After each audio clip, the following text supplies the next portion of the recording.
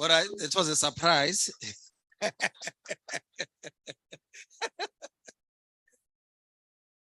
Colleagues, good morning to you all, and thanks to the choir. I wasn't aware that there's a choir now at the NSG. So it's an important occasion, and they decided that everybody must wear uniform, so we blend, so we can't tell the difference between staff and students from other departments. So colleagues, welcome to the National School of Government, today being the 19th of October in 2023. It's an important date and occasion for the NSG family, and over the next 2 hours in the course of this program, you'll get to learn who the NSG family is, because this is not just the 210 people who work in this building and 3 in Cape Town, but there's several others as well who are part of the NSG family. And the idea of today is to achieve 2 things, colleagues.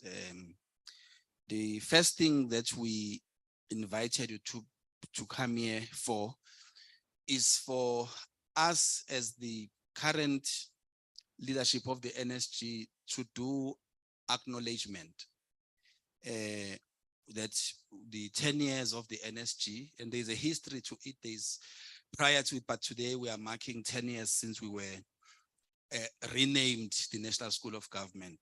And we thought it is important that we must mark an occasion of acknowledging, and in no particular order.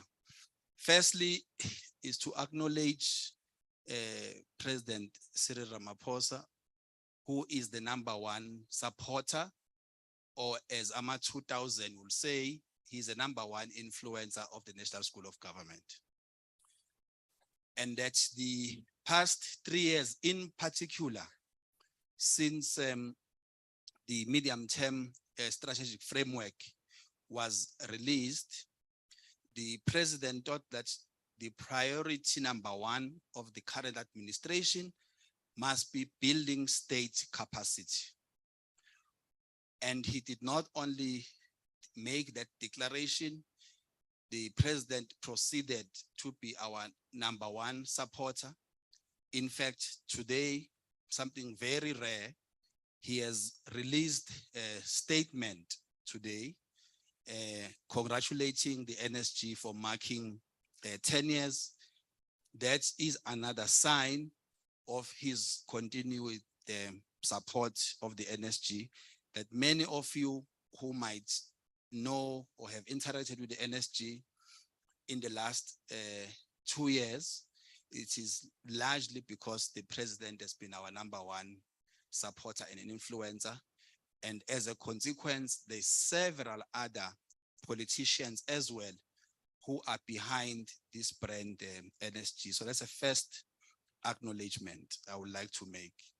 Secondly, to acknowledge our current minister, Noxolo Kivitz. She is on the Zoom platform. She's in Cape Town. All the members of the executive are in Cape Town today. They've got business there, so she could not be here, but she is with us virtually. She is our supporter, and she will deliver the message herself to us who are here and others who are joining us on the live platforms as well.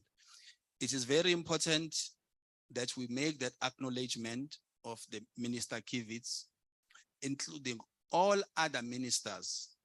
And we released a poster showing that this department has had over 10 ministers since 1994.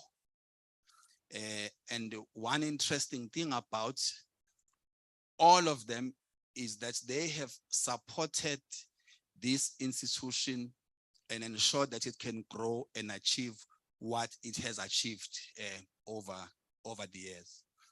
The stories I can tell, well, I've been here since 1st of March 2020. Myself, I've gone through 4 ministers in that period. But there is the consistency amongst all of them and the support they provide is what makes the school what it is today. I can't say the same. My other colleagues who are DGs may tell different stories. In our case, there has been consistently, so they've been supporting this brand. The reason it has grown over the past 10 years, and in fact, since 1994, is because of the stewardship. So we would like to acknowledge those. Some of them are joining online, actually. We invited them to join. One of them, former minister, will be coming here. She decided that she wants to be part of this occasion because she values the work of the organization. Also, I would like to acknowledge all the former DGs, including acting. It's been about 10 DGs. When I joined the NSG, one thing that I found here, which my other colleagues who joined as DGs at the same time may not say, is that whilst the NSG might have been known or unknown, one great thing about the NSG is that it was well governed. Many DGs, when they come into departments, they spend the first 12 months trying to fix the mess in supply chain and finance and so on. I never had to deal with that. So I had that advantage, you know. And so, and there's 3 colleagues here who were acting DGs during that, you know, in the past, including former, you know, CFOs and so on. One thing about it, all of them, is that they governed the institution well. And I would like to acknowledge them for that. I also would like to acknowledge the staff of the NSG.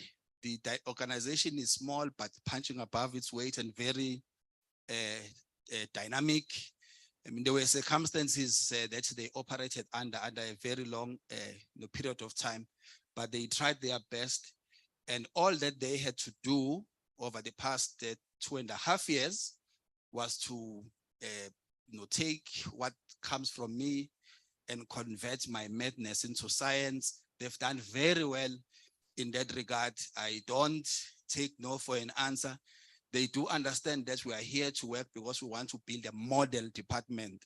And many of the staff members of the NSG have responded very positively because they understand that to build dynamic state capacity, and this is responsive and ethical, it begins here in these walls at the NSG. And so they themselves have to be the model public servants. That's why they even said I must put a name tag myself, because we are supposed to be putting name tags so that members of the public can identify us. So I do want to acknowledge all staff members of the NSG, past and present, for the sterling job they have done in keeping this institution alive. Then I want to thank some special guests when they are here. Some of them are not here, but I must mention it. And in no particular order. We decided, because we're the partially self-funding government department, 2/3 of our costs are generated by ourselves. So when we send you the check, you must know it's because we need to meet our obligations. And we needed to invent things and innovate in the past couple of years. We have to respond to COVID and its disruption. And what we had to do was to get out there and raise resources and do strategic partnerships with the private sector. Right now, we have very formidable, strong national and global brands who are supporting the work of building state capacity. And they are here. I want to acknowledge them. So Amos from Nedbank and these colleagues, Nedbank is a very big supporter. We went and pushed the envelope with the former chairperson he responded positively. We've got access to their training facilities and so it's pro bono support and it's going very well. And of course, they were taking a risk because we could have just been like any other government department messed it up and they end up having problems in their own risk committee because they supported the government department that squandered. And we acknowledge that Nedbank is one of those that have been supporting us.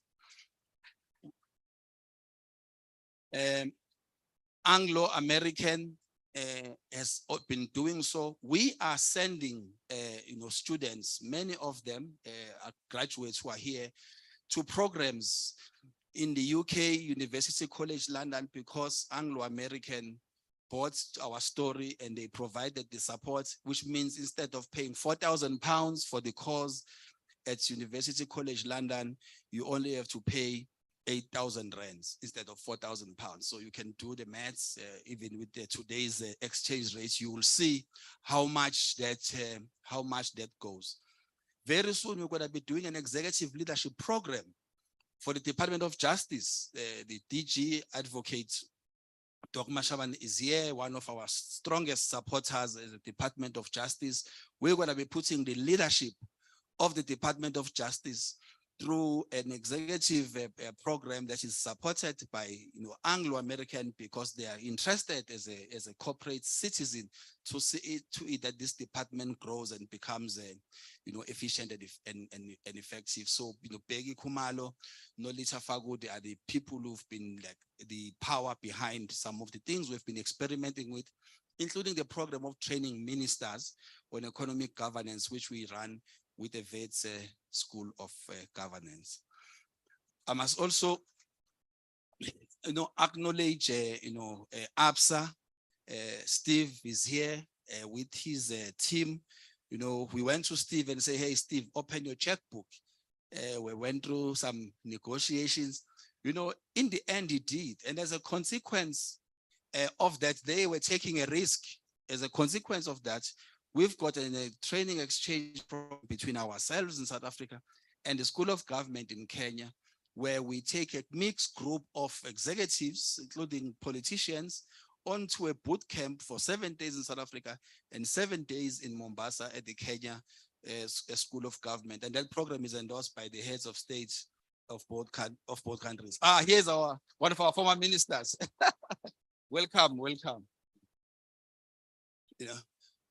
So and the list is growing. I must also acknowledge my colleagues, our partners. We are finalizing now. I'm not going to mention the amount, Prasoli, and so that I don't want to put you under pressure in Metropolitan and Momentum to sign the check today. But I'm acknowledging yourselves because we are showing interest in working with the South National School of Government, especially in the healthcare space where there is a need to build leadership there. I am mentioning these colleagues, including others like British Council have done funding support, Imperial, Metrofile. Those are some of the private sector organizations who've made a contribution. I am listing their names so that they themselves understand that it is important for us to build a strong brand and that we must well govern the institution. It is not just about us as the NSG, but it is about those who go through the gates of the NSG. And we know that our brand can go stronger, the quality of our products can improve because it is supported by some of the most important companies in the country. So we thank you as corporate citizens for responding and taking the challenge of supporting the project of building dynamic capabilities. And of course, the second reason why we are here, colleagues, is not just to party. Unfortunately, there are now austerity measures. We do have a surplus, but we can't, Treasury takes our surplus. We spend sleepless nights building surpluses and they take them. But it's okay, we'll have a drink next time. But the point is we have to gather today, colleagues, to recommit as the National School of Government to our clients. We have not found a politically correct word for it. So we'll call them clients because they must pay us, or at least our students. We are recommitting ourselves to them that the simulator, which is what we call this place, the simulator is open. and is well calibrated, and that this simulator is ready to do the best it can to build dynamic state capabilities. And the message that the president has issued today is challenging all public servants to return to the simulator. We study governance and the state across the world. You colleagues who come from the private sector will appreciate this, that the best organizations, whether public or private or even in civil society, that meet all their obligations, that meet all their commitment, that provide the best services to the communities and to their clients, are those organizations that are called learning organizations, where officials, politicians, and all other people responsible for those organizations take seriously the idea of returning to the simulator. We are pushing this idea of a simulator because we believe, if I can make an example, because this is a safe one, since many of you will have a positive experience in that regard, that the improvements taking place at Home Affairs and the fact that you can go to a bank today and apply for an ID or a passport and get it within a month, within 2 weeks, the fact that you can go to Manlin and be serviced by Home Affairs and get a great service, you do a pre-booking, you apply, you get your ID and passport on time and so on. The Home Affairs is achieving that because not only are they modernizing the system and the workflow processes, but they are returning those frontline officials into the simulator.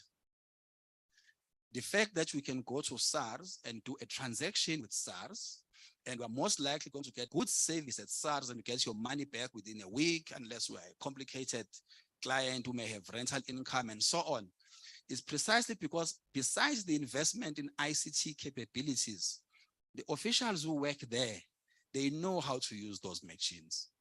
You can imagine if you went into a bank and there's a bank teller who doesn't know how to operate a computer in front of him or her. That would be very frustrating.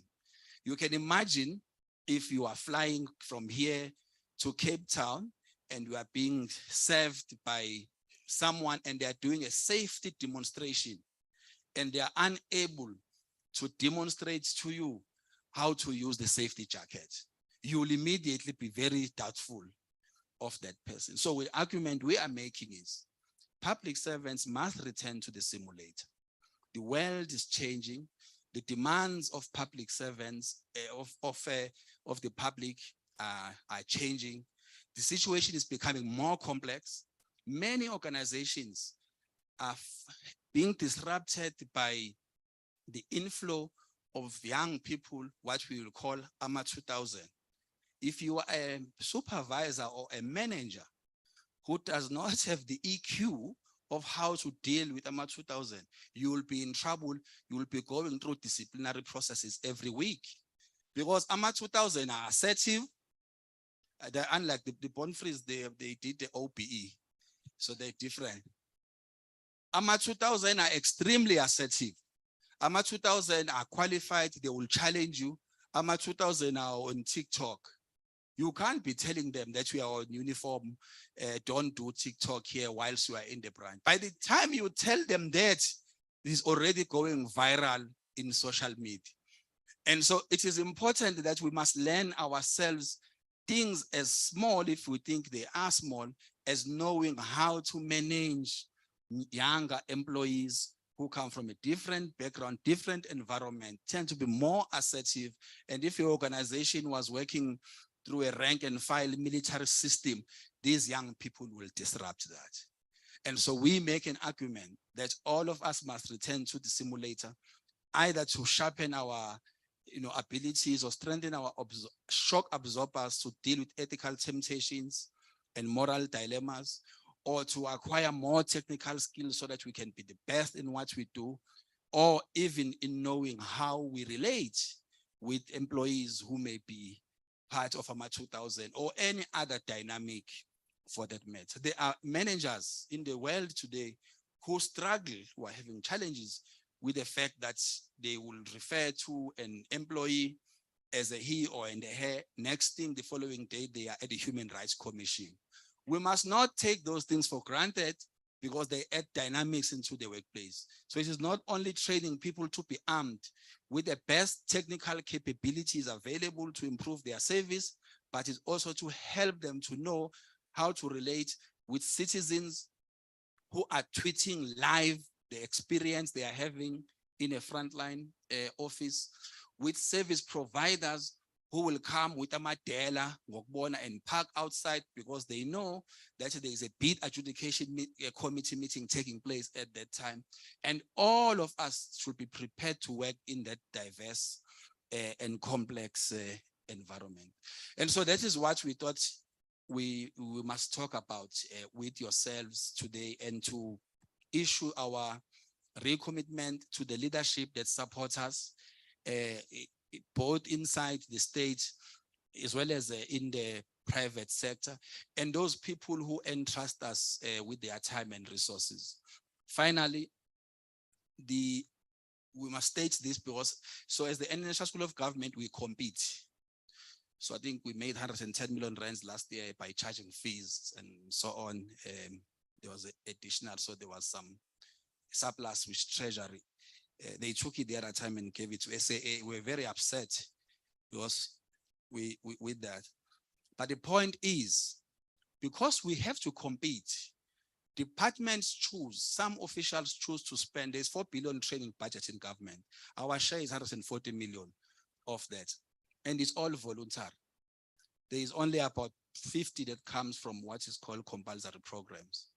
So because we compete, we have to have the best products so that those who are in departments who choose to come to us know that they deliver the best. We know we do the best anyway. We can't be beaten up. We have people who, even former DGs, like senior fellow Matuna here, who is part of the faculty of the National School of Government. We've got people like Cindy Koyana. We've got Michael Katz, a volunteer teaching at the NSG. We've got Marvin King. So we tell, I mean, IOD, I tell you, those of you who have gone to IOD, Marvin King doesn't teach there. He teaches here. Michael Katz, Tabani Jali, Cindy Koyana. The list is endless. Those are the people who have entrusted, you know, us and themselves, and they give us time to come and teach at the NSG. And there's many others whose names I have not mentioned here today. And the departments who then choose to come to the NSGs because they think we are delivering a superior product. And so we wanted to tell you that story, colleagues, guests, and our partners, that we are ready to double our efforts in building state capacity. We are already seeing the effect. The most common refrain we are getting from our students is, I have learned from the NSG, with more practice-based the work that we are doing. We can go and apply it.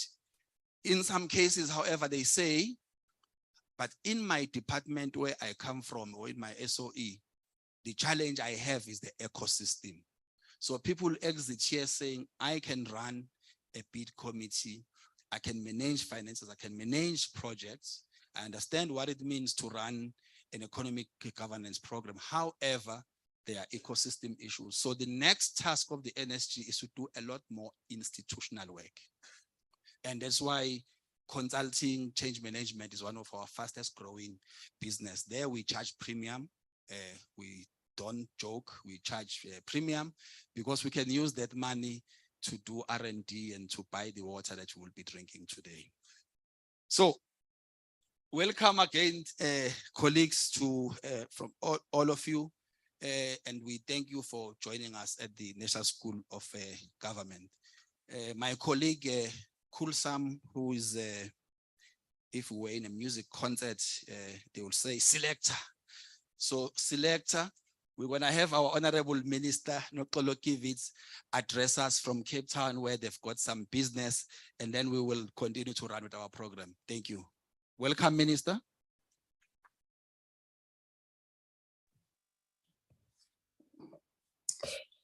Thank you, DG and Principal of our NSG, that is our National School of Government.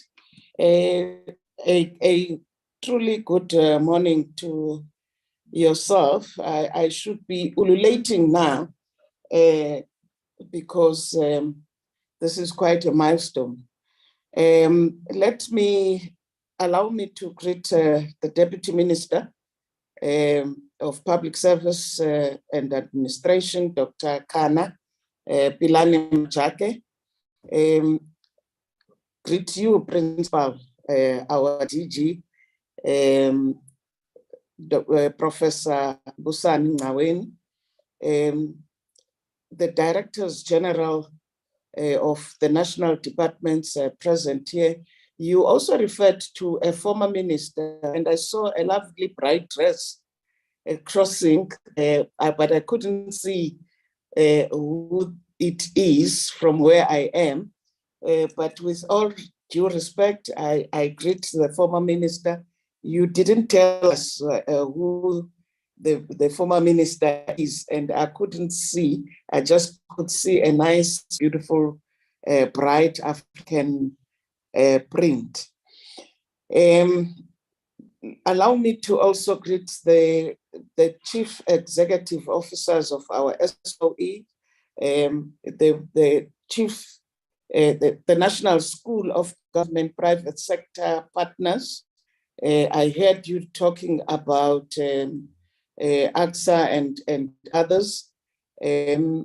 Allow me also to greet the senior fellows of the school, the management of the National School of Government. Ladies and gentlemen, if I've missed out important people to be acknowledged, please pardon me. It would be only because I could not pick up those, and I depend on the list provided to me, especially where I am at the moment. But let me greet one and all a very good morning.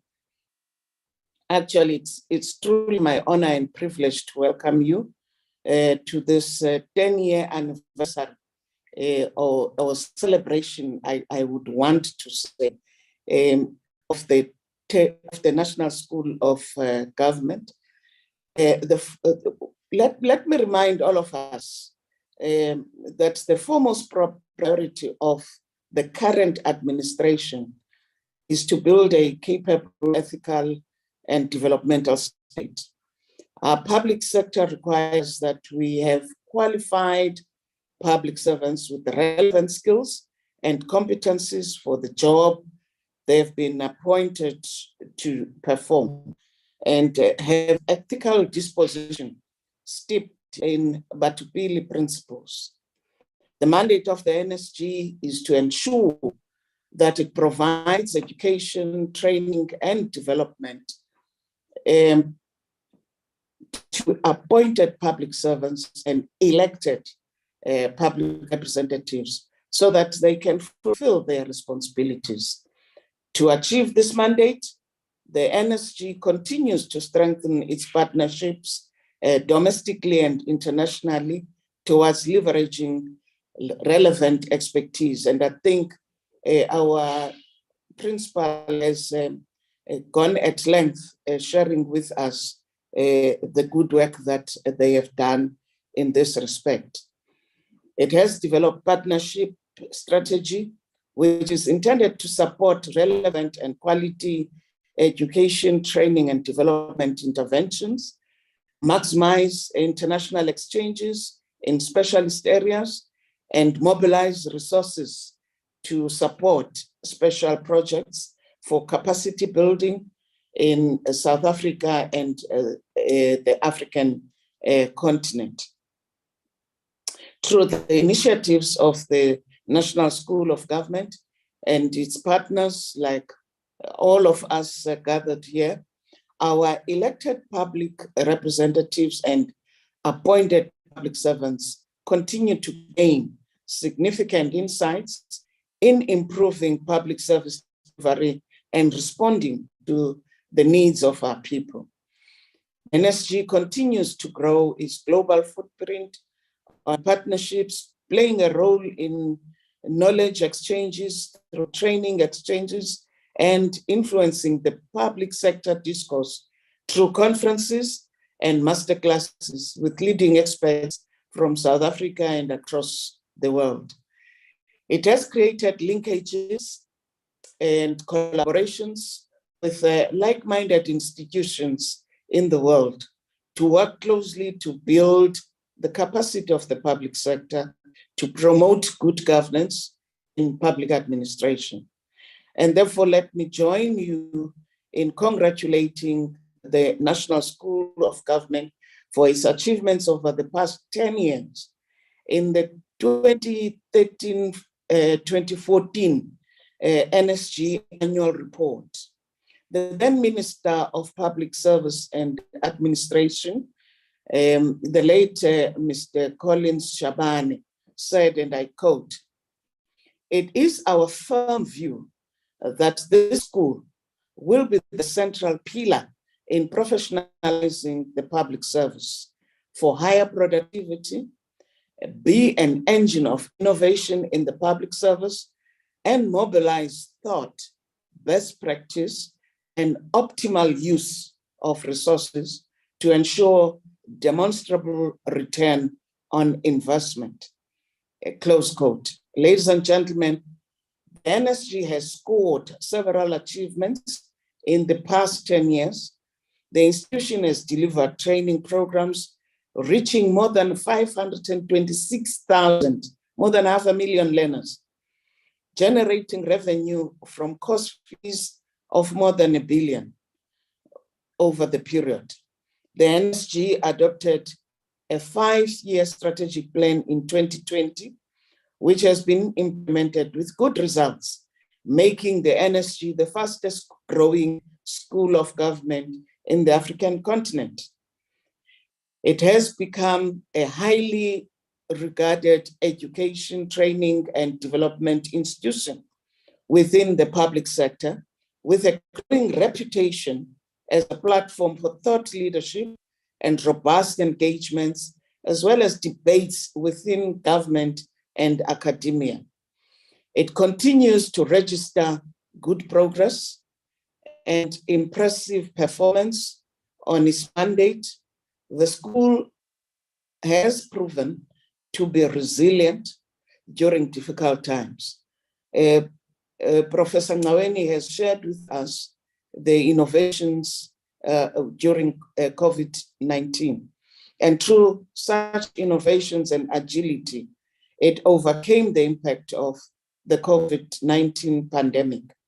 The pandemic lockdown that was declared in March 2020 caused the booking cancellations and a low uptake of courses.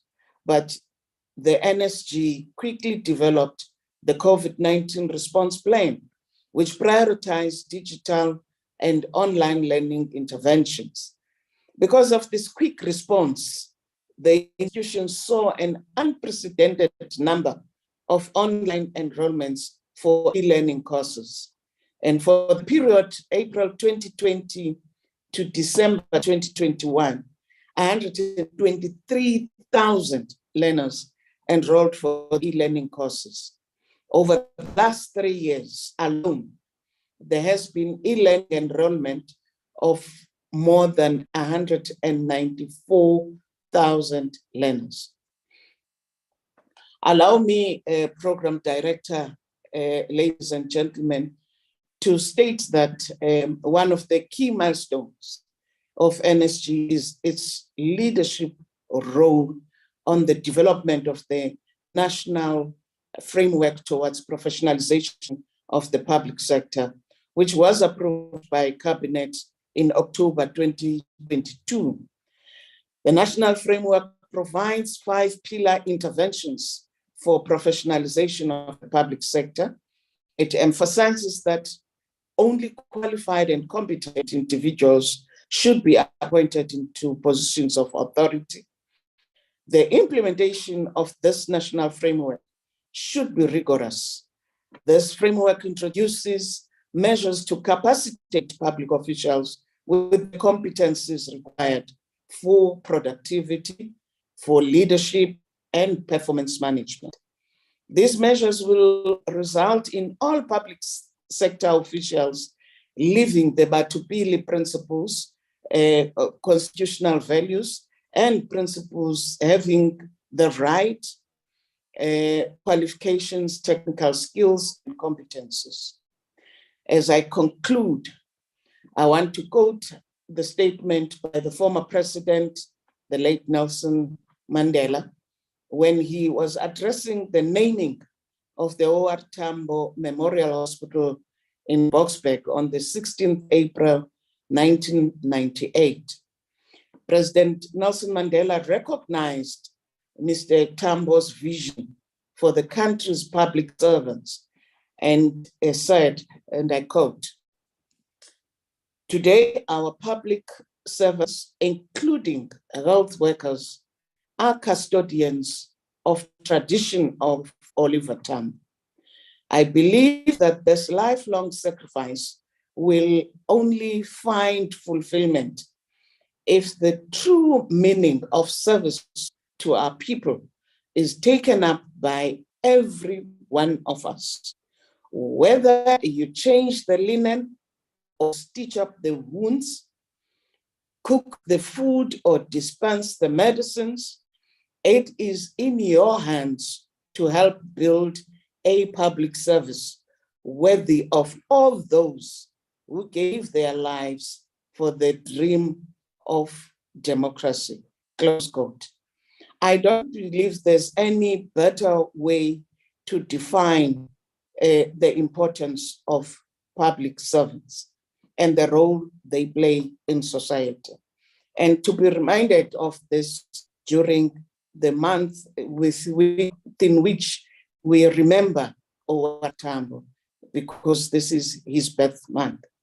And therefore, as we celebrate as the NSG, our institution, let us be reminded that these institutions did not fall from the sky. They are as a result of the sweat and blood of our forebears. Therefore, building a capable institutions requires an investment in building human capabilities, to be diligent, to be masterful, and to be innovative.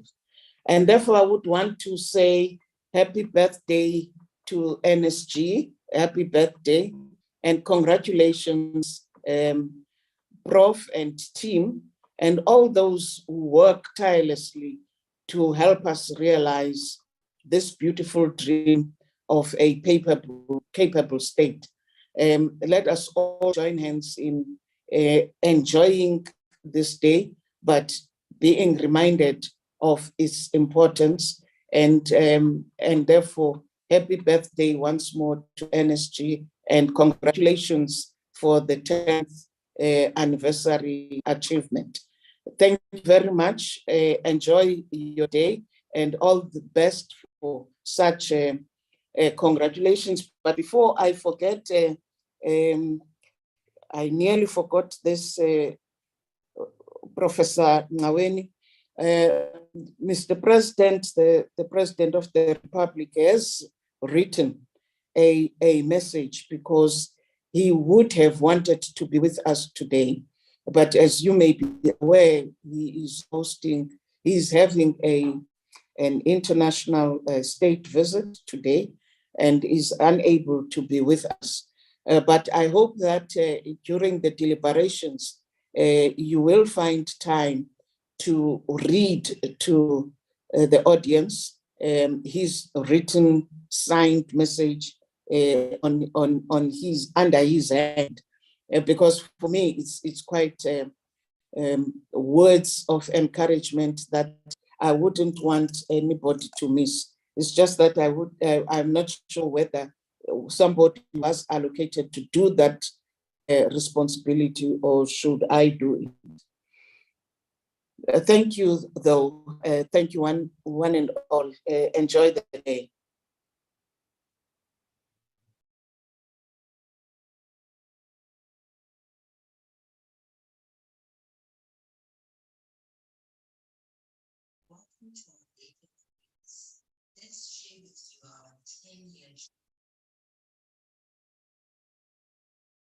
Relax and enjoy.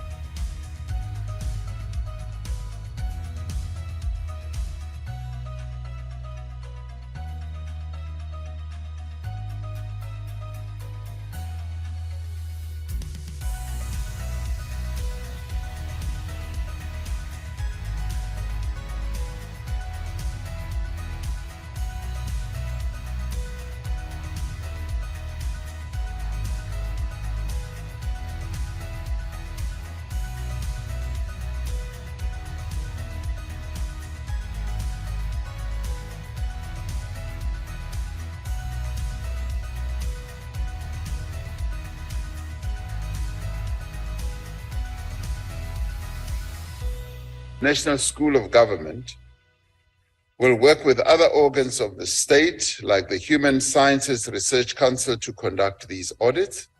The adoption and implementation of the framework gives renewed momentum to the drive that commenced with the start of this administration to build a public sector that is ethical, professional, and efficient.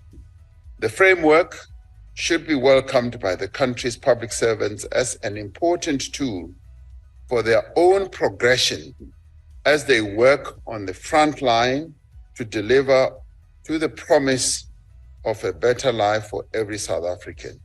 And this is how they too will be able to put our people first through the Batupele principle that is widely accepted in government service. Thank you very much. School of Government is a very important government department, especially since 2020, when government changed the national priorities. The priority number one is building state capacity. Partnerships are very key for us in our ability to survive. If you partner, you expand the depth of what you can do, you diversify it, you have the expertise which you cannot be able to have immediately or afford, and you can deliver things very quickly. But also you build your brand because you leverage on big brands.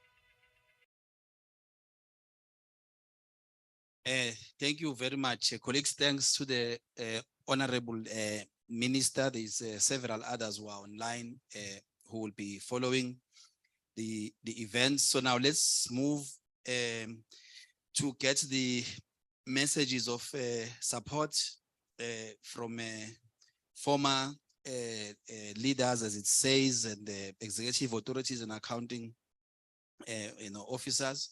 So the advisor to the minister in the presidency, former Minister Mtambi, will be the first. Okay. Oh, okay. No, the DG, the DGs will wait. So we are coming. So it's going to be the advisor, former Minister Mtambi will give you a minute or two to give a message of support. You were once here, followed by Manana, who was also acting DG. You will have 2 minutes to give messages of support. I did say that we are acknowledging people who did not destroy the NSG. So it's you and Manana.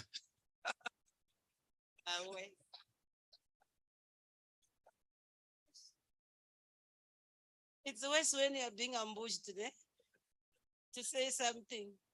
I was joking to Manana earlier as I was driving from Limpopo.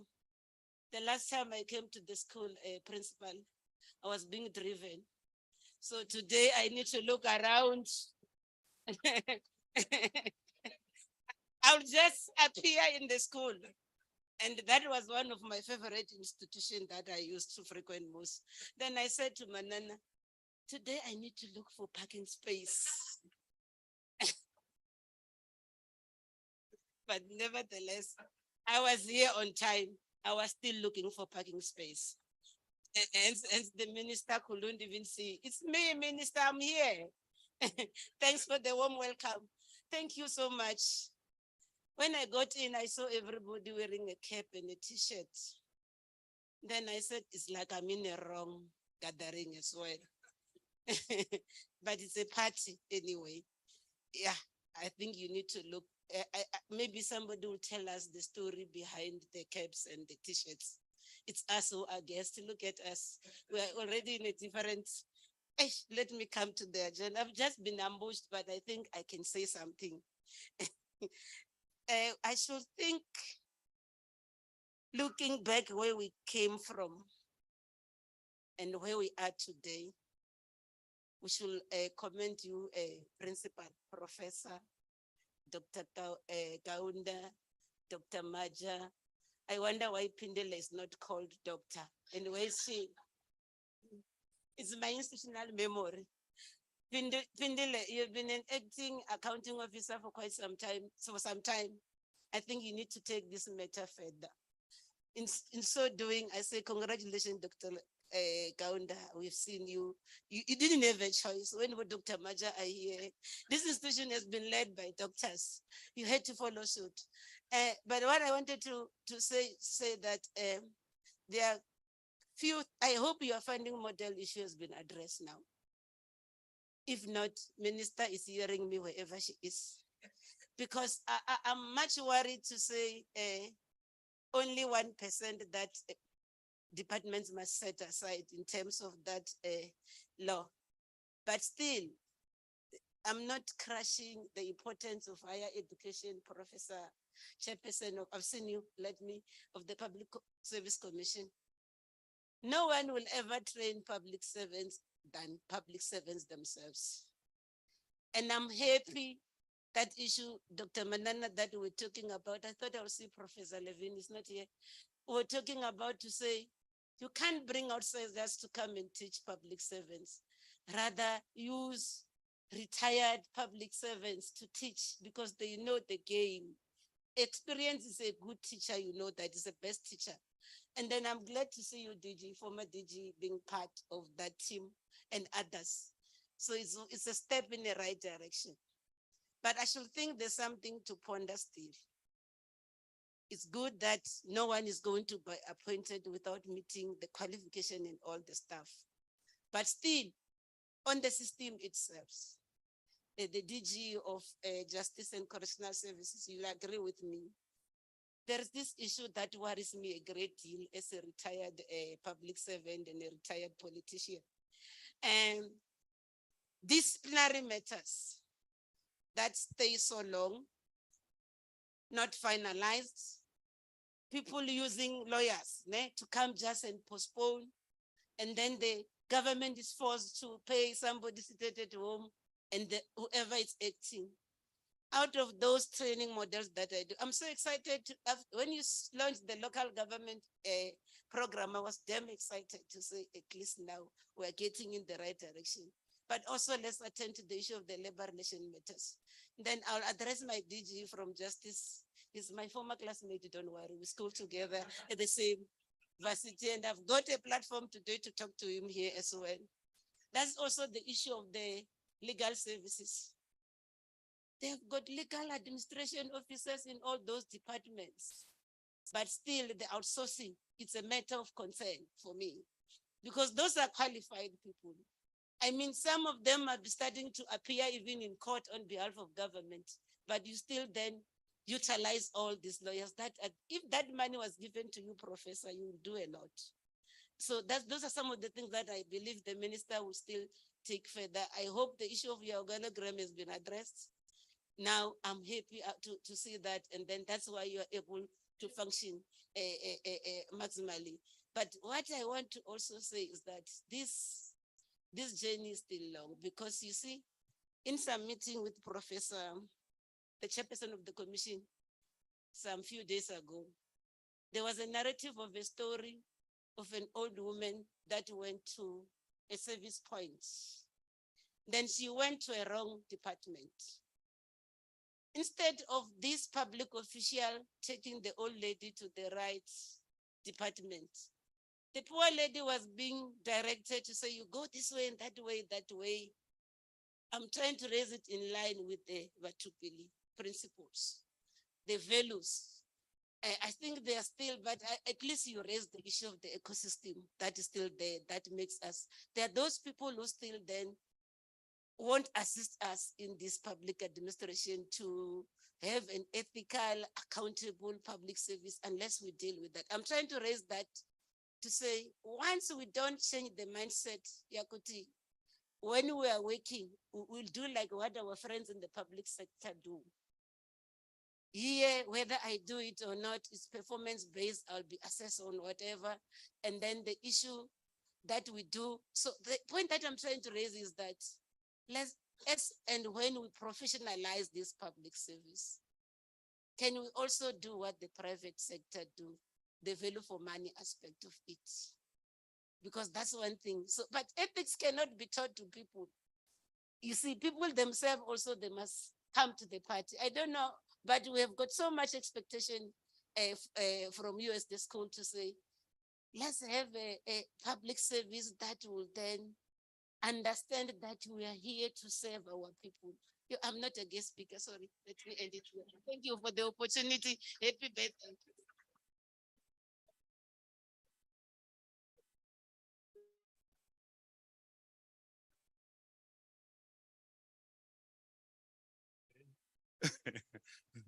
Thank you, Principal Prof. I must stand on your protocol, Minister, that you have observed. And I'm also happy to be here. Greetings to everybody. Mine is a bit early, Principal, because if I speak on behalf of people like Prof. Mohoro, Dr. Okin, the people who pioneered, Mr. Subrayan, who pioneered this organization in the 1990s going to 2000, it's going to be very difficult because I'm a kid actually to them. Mine was a stint having joined the proper public service from another sector of 4 sectors now, Minister. The last, this sector that I will be leaving the public service at is very crucial, the water. But the bad thing is that I'm still active. So my kids were asking me that I acted so much in the School of Government and at Umgeni Uthukela what I'm still acting. But also greetings from Minister Mchunu. When he wanted to talk to me, I told him I'm with you, and he left me alone. The minister has said a lot, but I think the point that all of us who have been here should try and not forget is that wherever you are, if you can think of what you shall contribute to the School of Government, and in a nutshell, to public sector capacity building. You will recall that this institution was in the post-conflict countries in the 1990s, the DRC, Burundi, the continent. We are one of the institutions that played a big role. So we still have to go back to those areas and not only be a national player, but to be continental. You'll recall the IPSA foundations. When this multilateral organization, BRICS, started, this institution was very, very visible on the ground, dealing with capacity building across the global south. So those conversations, I think there are many pieces of work, research reports that could be used by departments and sectors as well, because you find that I was applying a lot of my knowledge from here in the water sector, dealing with the institutions and municipalities there, the Human Rights Commission, looking at how the work is done. All of it came back to say, if public sector water leaders could come to the School of Government and get their perspective and deal with their disciplines of engineering, project management, but having had Umkhabulo from the School of Government, that could be very, very effective in dealing with water issues and other issues. So it's the same with other sectors as well. So my point this morning to underscore is to say, wherever you are as DGs, former DGs, acting DGs, but it is always good to come back home and say, how can the institution cater for the deficiencies you see wherever you are practicing? But I'm very thankful I managed to be here. The minister, when she called this morning, I said, oh, I can't miss this. Maybe 20 years will be too far from now. Let me come back, but I'm open to come even anytime I'm being called to assist and to share some perspectives of the sector where I'm at. It's a very, very boiling sector because municipalities are crumbling. Water boards, where we are also not paid, and the issue of the money and the funding is very, very important. We can share a lot of ideas and things to put in those ecosystems. Thank you very much.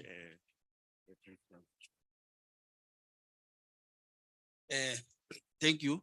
So before we get the message from the chair of FOSAT, the DG of DGs, I think it's important that we do what they do in many classrooms. So let's get the DG of Justice, Doc Mashawane, to speak before the message from the DG of DGs. So you are, because we are an active DG who is here, and through the support from Anglo, we're gonna be taking your executive through a simulator. So after you, we then play the message.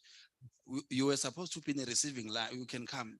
You were supposed to be on the receiving line there with a king of Holland, and you decided to be here, which is great. This is a better space. Thank you very much, Prof.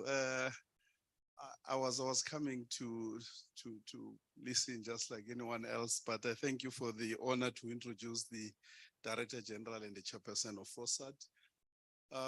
You know, some few years ago, those of us who chose to be in the public service were, as former Minister Mutambi will know, were sort of looked down upon by our colleagues who will either be in private practice or will be in private sector. But one of the things that I like so much, and the people who are behind setting the curriculum and the test of Nyukela, they have done me a great favor. Because people who are in private sector find it difficult to enter the public sector because of that Nyukela requirement. So, because their sense was that, you know, public service is just this easy that you can just walk in and so on and so forth, you know.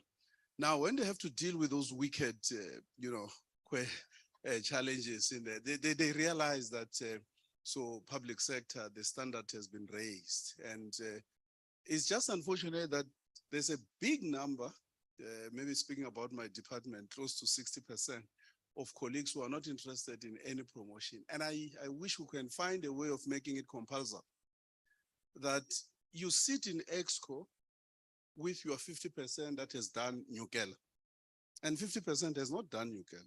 And it's not gonna do Nyukela because it's not interested in any upward mobility. So I then proposed, I said, looking at how much you have to pay, can we, CFO, pay for Nyukela and get everyone to go and do Nyukela? So that we can get a sense, because it doesn't help. Then you have 50% of us, I mean, me as a DG have just come in, you had to do it, and some few DDGs, but the rest are not doing it. So even when you want to have a discussion around the issues that are raised in Nyukela, they are not interested. So I will sponsor and support any possible decision that in the future, all the senior managers, whether you are new or not, you must be taken through Nyukela and have a Nyukela.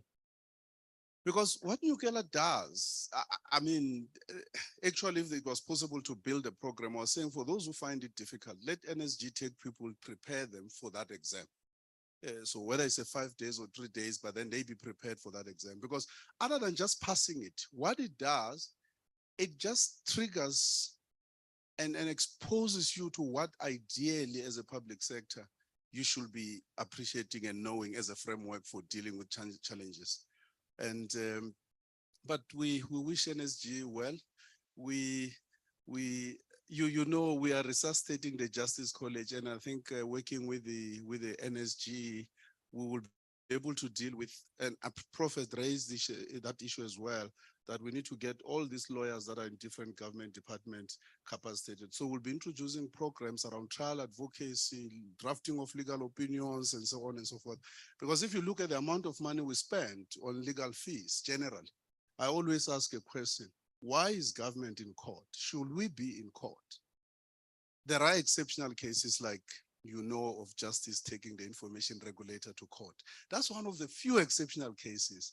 For the 30-something months that I've been at DG, that's the only time I have gone to court as a plaintiff, not as a defendant, because I felt that, you know, if we can't agree, information regulator and us, we are a constitutional democracy. Let's go to an independent, impartial, and objective platform.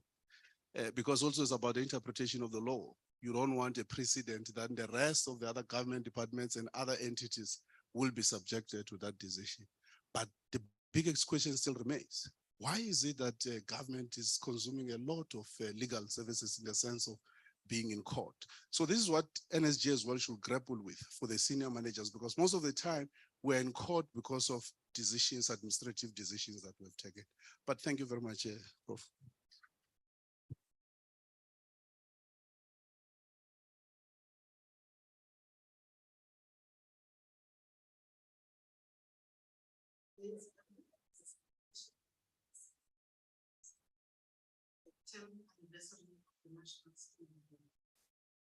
Since the establishment, there has been significant adaptations to maintain relevance to the ever-changing needs of the workplace.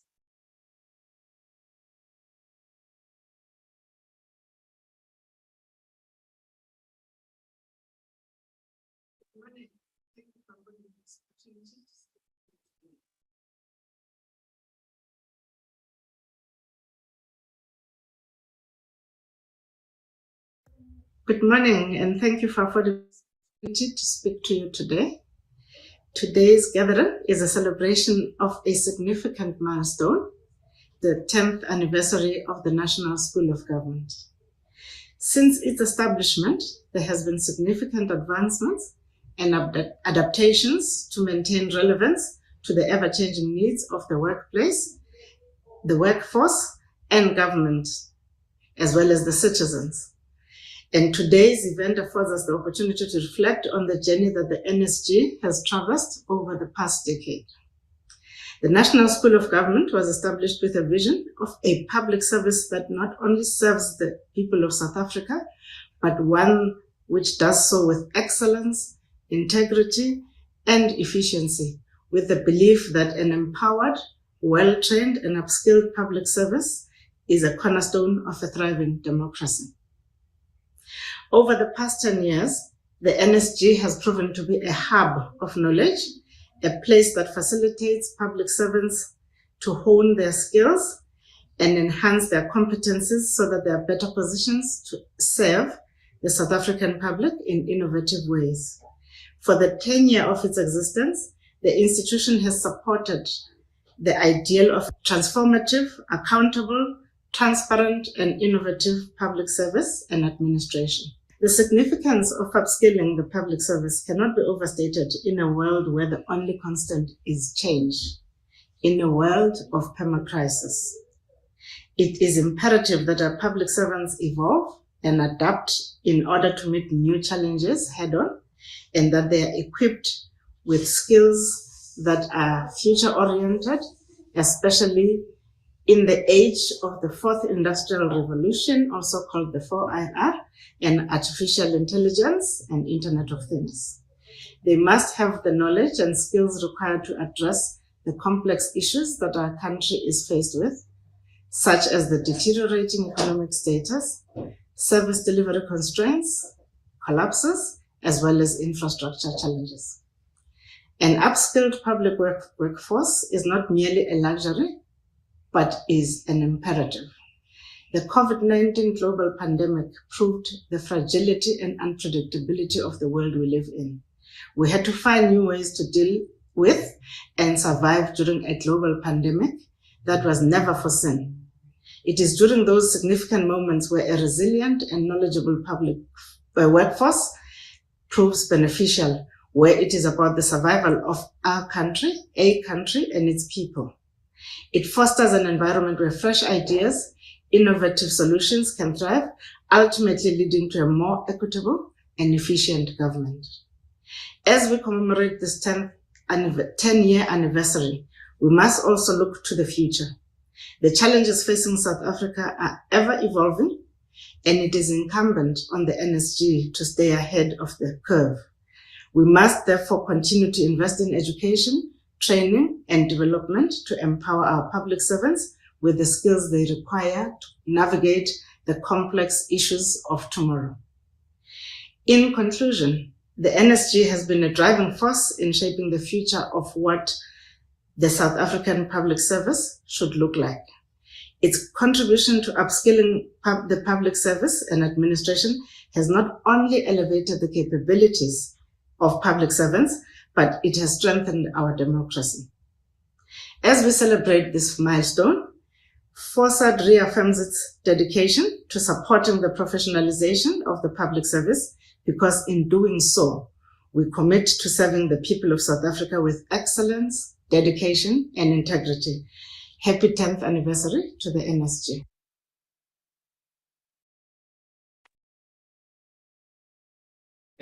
Thank you, DG, the chair of FOSAD. Now we're going to move here, and we've got senior fellows at the National School of Government. So these are people that we exploit. So they dedicate some hours here, as the former minister indicated, in many other countries, schools similar to our schools globally, we work with a number of them. You'll see a picture later on of who those are, including the Civil Service College in Singapore, as well as INSP, which used to be called ENA in France. They rely heavily on former executives, both in the public sector as well as in the private sector. So the people who are teaching, for example, in France, who are teaching public servants on digital transformation are people who've worked for banks, big, IT firms and so on, who have had a practical experience of leading successfully digital transformation efforts. And they then are the ones who are engaging the public servants in that regard. In fact, maybe DG, we must do a Nukela challenge, especially for our colleagues from the private sector, to try the Nukela course. I do recommend it to colleagues in the private sector who work in public affairs divisions, because it helps them understand what's going on inside the state. There is another course that will be ready next month. Now we're going to be training people in public affairs in private sector companies on how to work with the state. It's important that we take people through that as well. So Maduna is one of our senior fellows. He comes here frequently. We exploit him. He does master classes and he engages even with those new DGs. It's important that the DGs that we haven't read about in the newspapers, that there was John Vuligate coming to see them, or they appear in the SIU. There's SIU leaks, they leak stuff there. So we haven't seen your name there. So those are the type of people that we bring as fellows. It is important because we must acknowledge they have their own experience. And in this case, he has worked in various departments. I assure you that these companies that are here are BE compliant, because he is now the BE commissioner across. So I did check that in your presence, we must make sure that we don't end up having to go to the Department of Justice for some arbitration. Your message of support.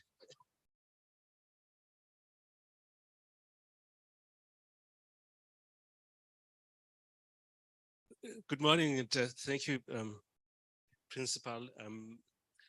Acknowledgements to the Minister, Minister Givit, the Deputy Minister, other ministers who may be online, former Minister.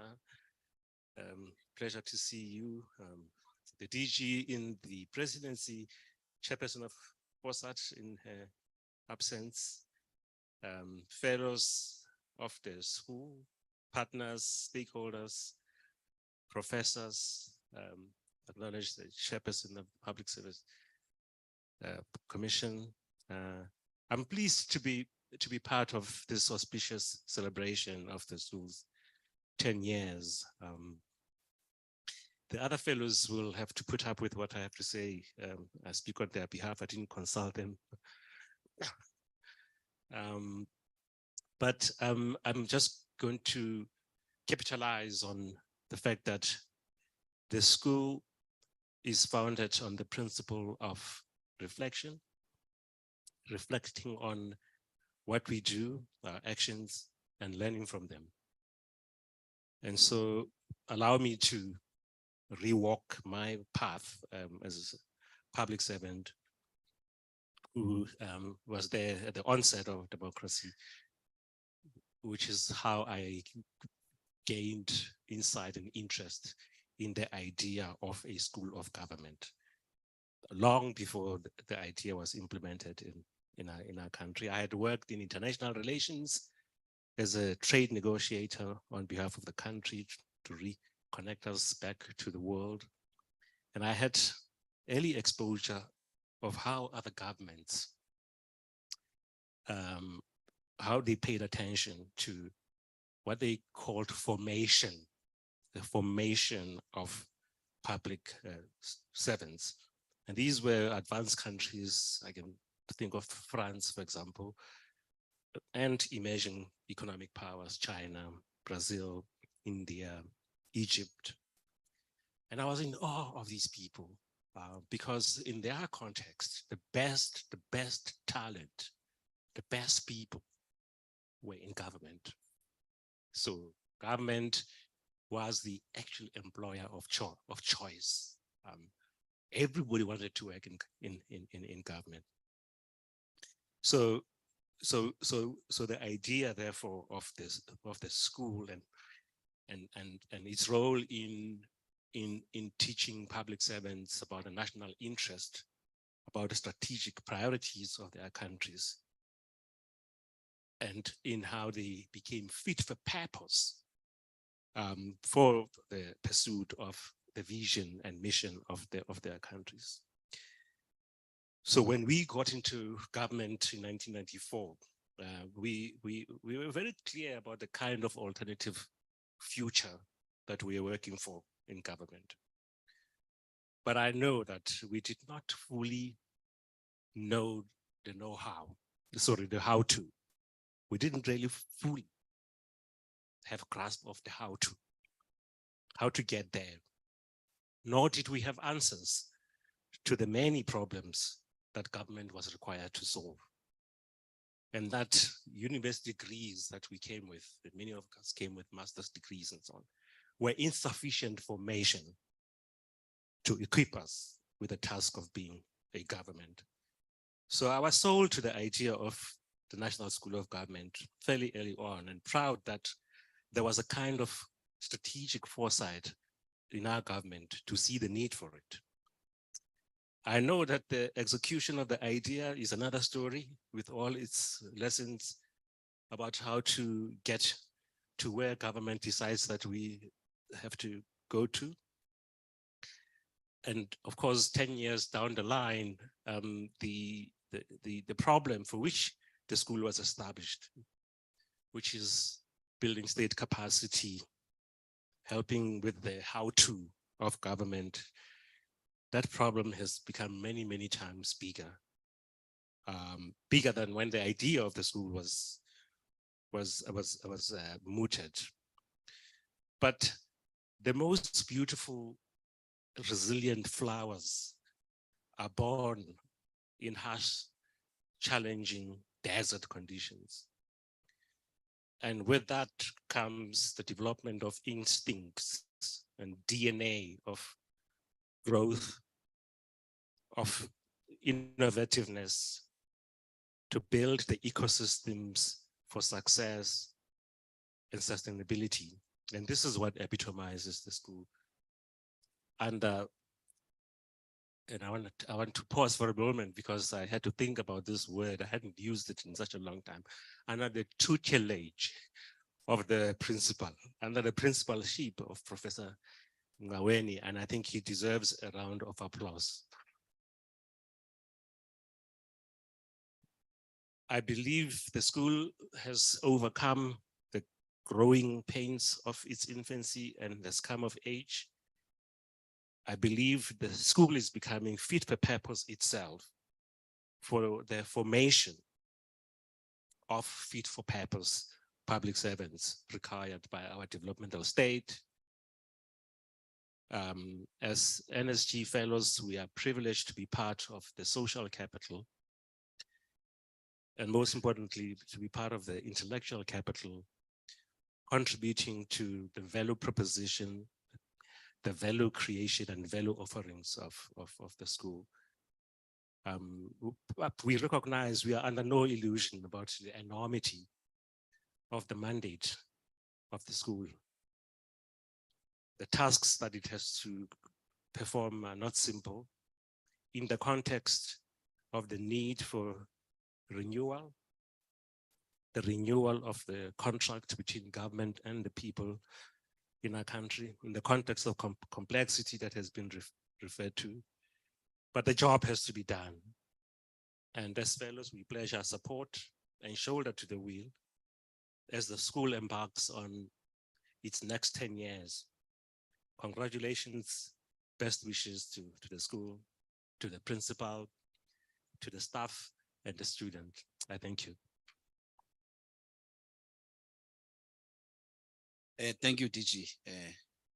Thanks for those words. Now, colleagues, I'm going to make a request for those who have decided to take major risks and give and associate their brands with the National School of government.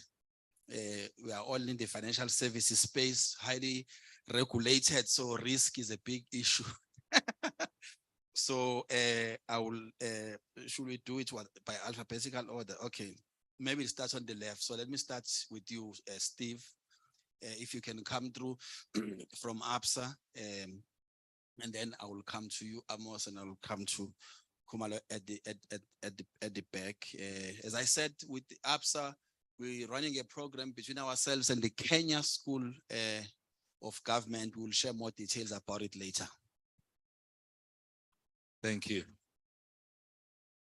Yeah, thanks, colleagues. I'll definitely gonna be nice and short. Because the Deputy Minister, the DG, have said some of the things that we would like to say. So the first thing is that a small child called ABSA, which was South African, now is continental, as you know. We are present now in 11 countries, and we want to expand. And some of the things we are being helped by the School of Governance, believe it or not. So we have an office in New York now, office in China, office in London.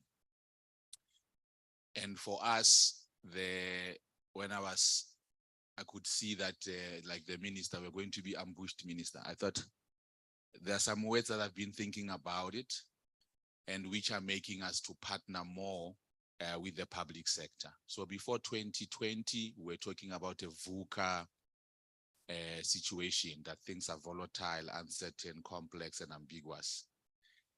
After 2021, there's a new word that is coming through and it's called BANI. Things are very brittle. Things are very anxious. And that's why even mental health is taking the upper stage. Things are non-linear. It's no longer a linear approach. And things are incomprehensible. And I'm here to say happy birthday to the School of Governance, because they are helping us to comprehend things that we in the public sector can't comprehend, and we are helping each other. That partnership is important. And I'm taking the Nugela challenge that we need to understand the machinery in government.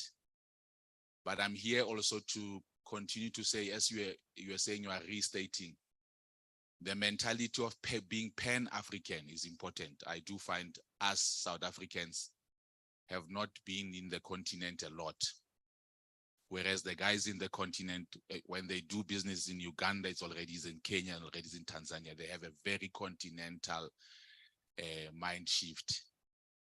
And then Deputy Minister was talking something about, and this shows sometimes as South Africans, we don't go as an SA Inc. And we need that SA Inc. as we are going into these groupings, whether it's BRICS or what.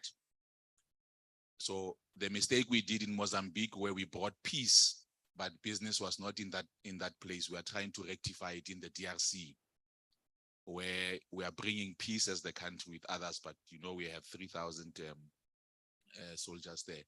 There are some few businesses that we are doing through the help of government and through the help of the School of Governance. So Principal and your team, the ministers that are here, the DDGs, thank you.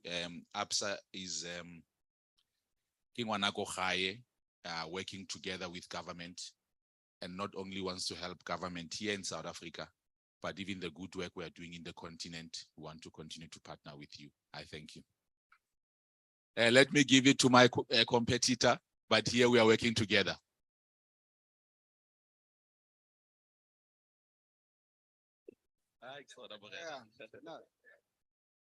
No, thank you very much.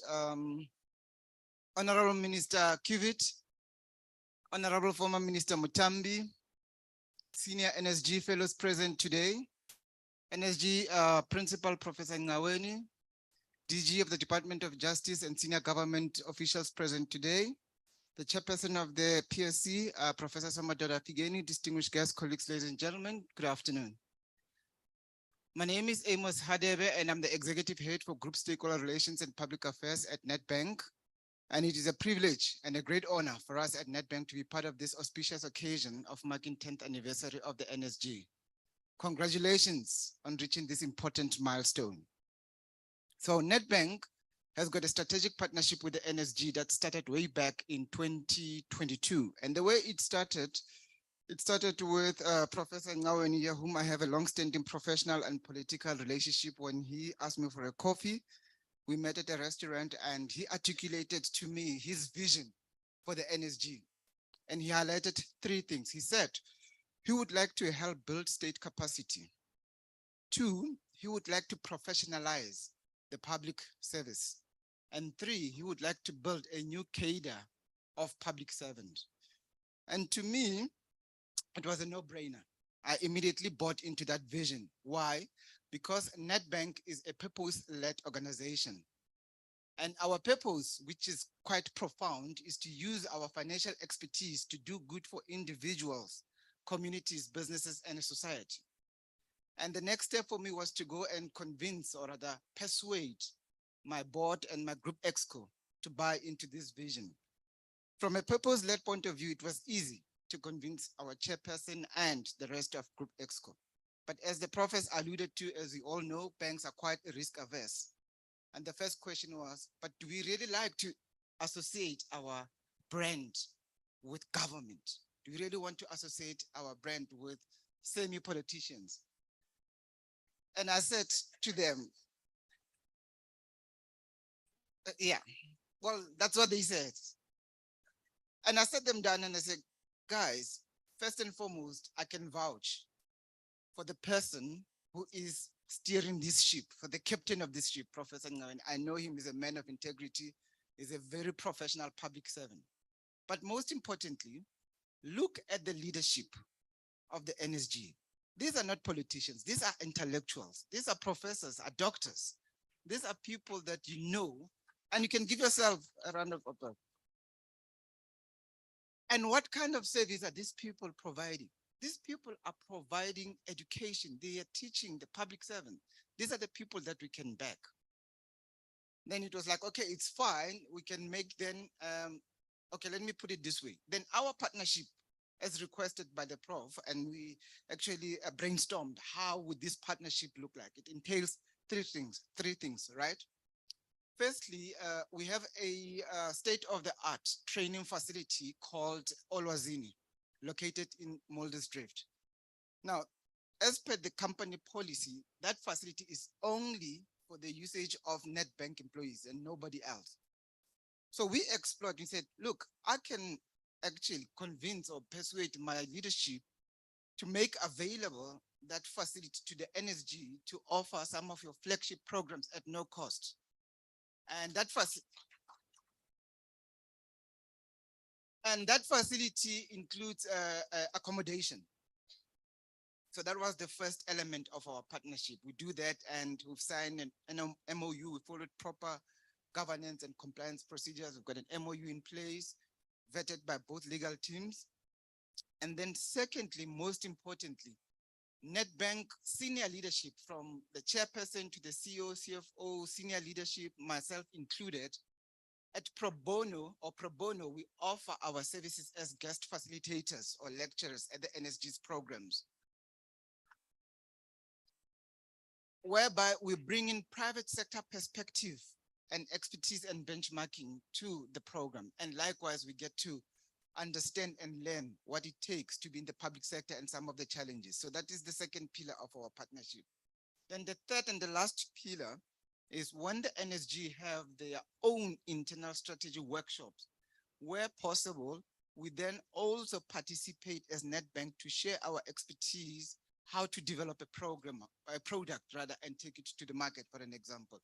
We also talk about ethics and governance and so on. So that's how basically our partnership is structured with the NSG. And I must say, and thank you, Prof, for actually making me look good, because I put my neck on the block and I said, I can vouch for the NSG. This is a very good partnership, and my board allowed me to run with it, and it's been running very successfully, and our business is very happy with what we have done thus far. With those little words, I'd like to congratulate the NSG for reaching this important milestone. We wish you the very best in the next 10 years and more.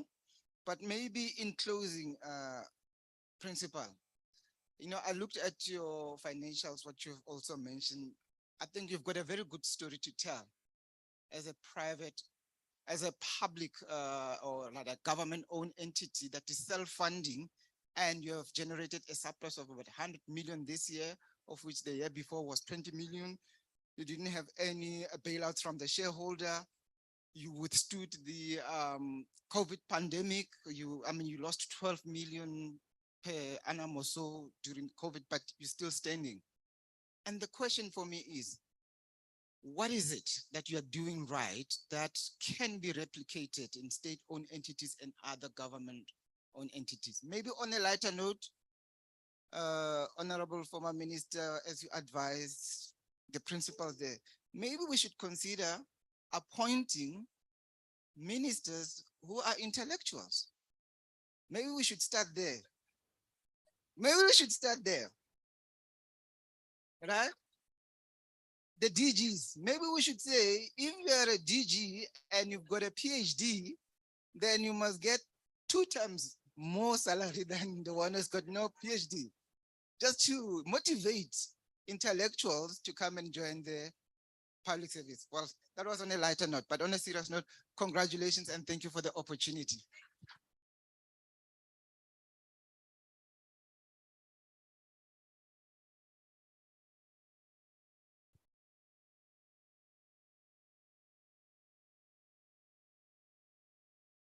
So I'd like to greet you all. My name is Nomo Kumalo. I'm an executive director at Momentum Health Solutions. So my relationship with the school is really with a health lens, and everything I'll share is from that perspective. Maybe first about us as a company. We are Momentum Metropolitan. It's an old company that merged 2 companies together about a decade ago. And we'd like to think we're very strong in healthcare. We have over 2.3 million lives that we manage in South Africa. A very big part of that is GEMS, so it's a very close association of ours. We have presence in Africa, as some of our colleagues have shared, but we also not the biggest, but we are the fastest growing insurance company in India. We already have close to 25 million lives that we cover there. So that's the experience that we'd like to bring to our dear South Africa. We're very strong in the public sector. As I said, GEMS is a client of ours. SAPS is a client of ours. The Western Cape government, through wellness, we do stuff with Transnet. So we really have an affiliation and a vested interest in the success of our government. I mean, all of the purpose that you've shared for your organization, I'd just like to share ours as well. Ours is to provide more health for more South Africans for less. And we do that through a variety of programs and solutions that we take to market. We were tested during COVID. COVID was a time where there was no private healthcare, there was no public healthcare. And it really became, I think, a classroom for all of us to figure out how might the private sector and the public sector work together. And in fact, during that period, we spent a lot of time with Prof. Ngaweni discussing what is possible. We achieved a lot. I mean, we were able to make our capabilities available to the state and to the public at large, and lots of learnings from that. And in fact, Prof, I think we missed the opportunity. We discussed a case study of how, I think, number one, intergovernmental relations can be optimized when we have the same vision. We discussed how the private sector can actually do things together because everyone pulled together for the common interest. So I'd still like to take that up, the case study that we can actually share with the rest of the private sector, different sectors, to see what is possible. What we really want to advocate for is the PPPs as an ideal model for us to achieve healthcare. I'm in healthcare. You can't talk healthcare without talking NHI. We see a huge opportunity for us to be of support and see how the School of Government can be a partner in doing that. And in fact, we do have, as a country, we do have a very rich history of successful PPPs. And as Momentum Metropolitan, we really want to invest in the capacity, in the skills, and the assets in healthcare to make universal health coverage a reality for our country.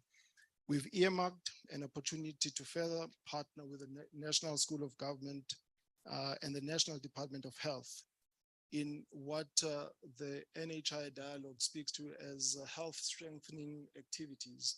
And there are a few that we think are low-hanging fruit that we can exploit with the National School of Government.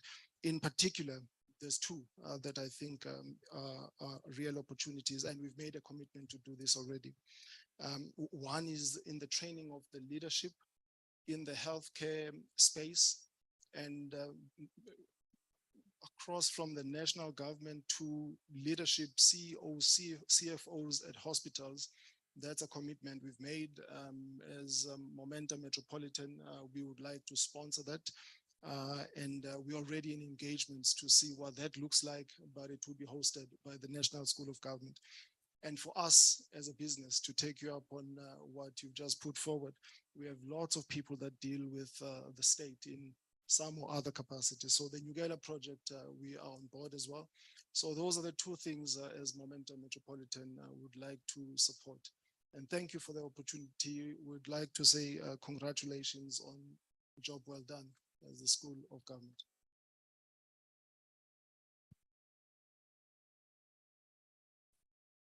No, thank you very much, colleagues. There's a lot more that we will be calling on you for, including those who are not, here.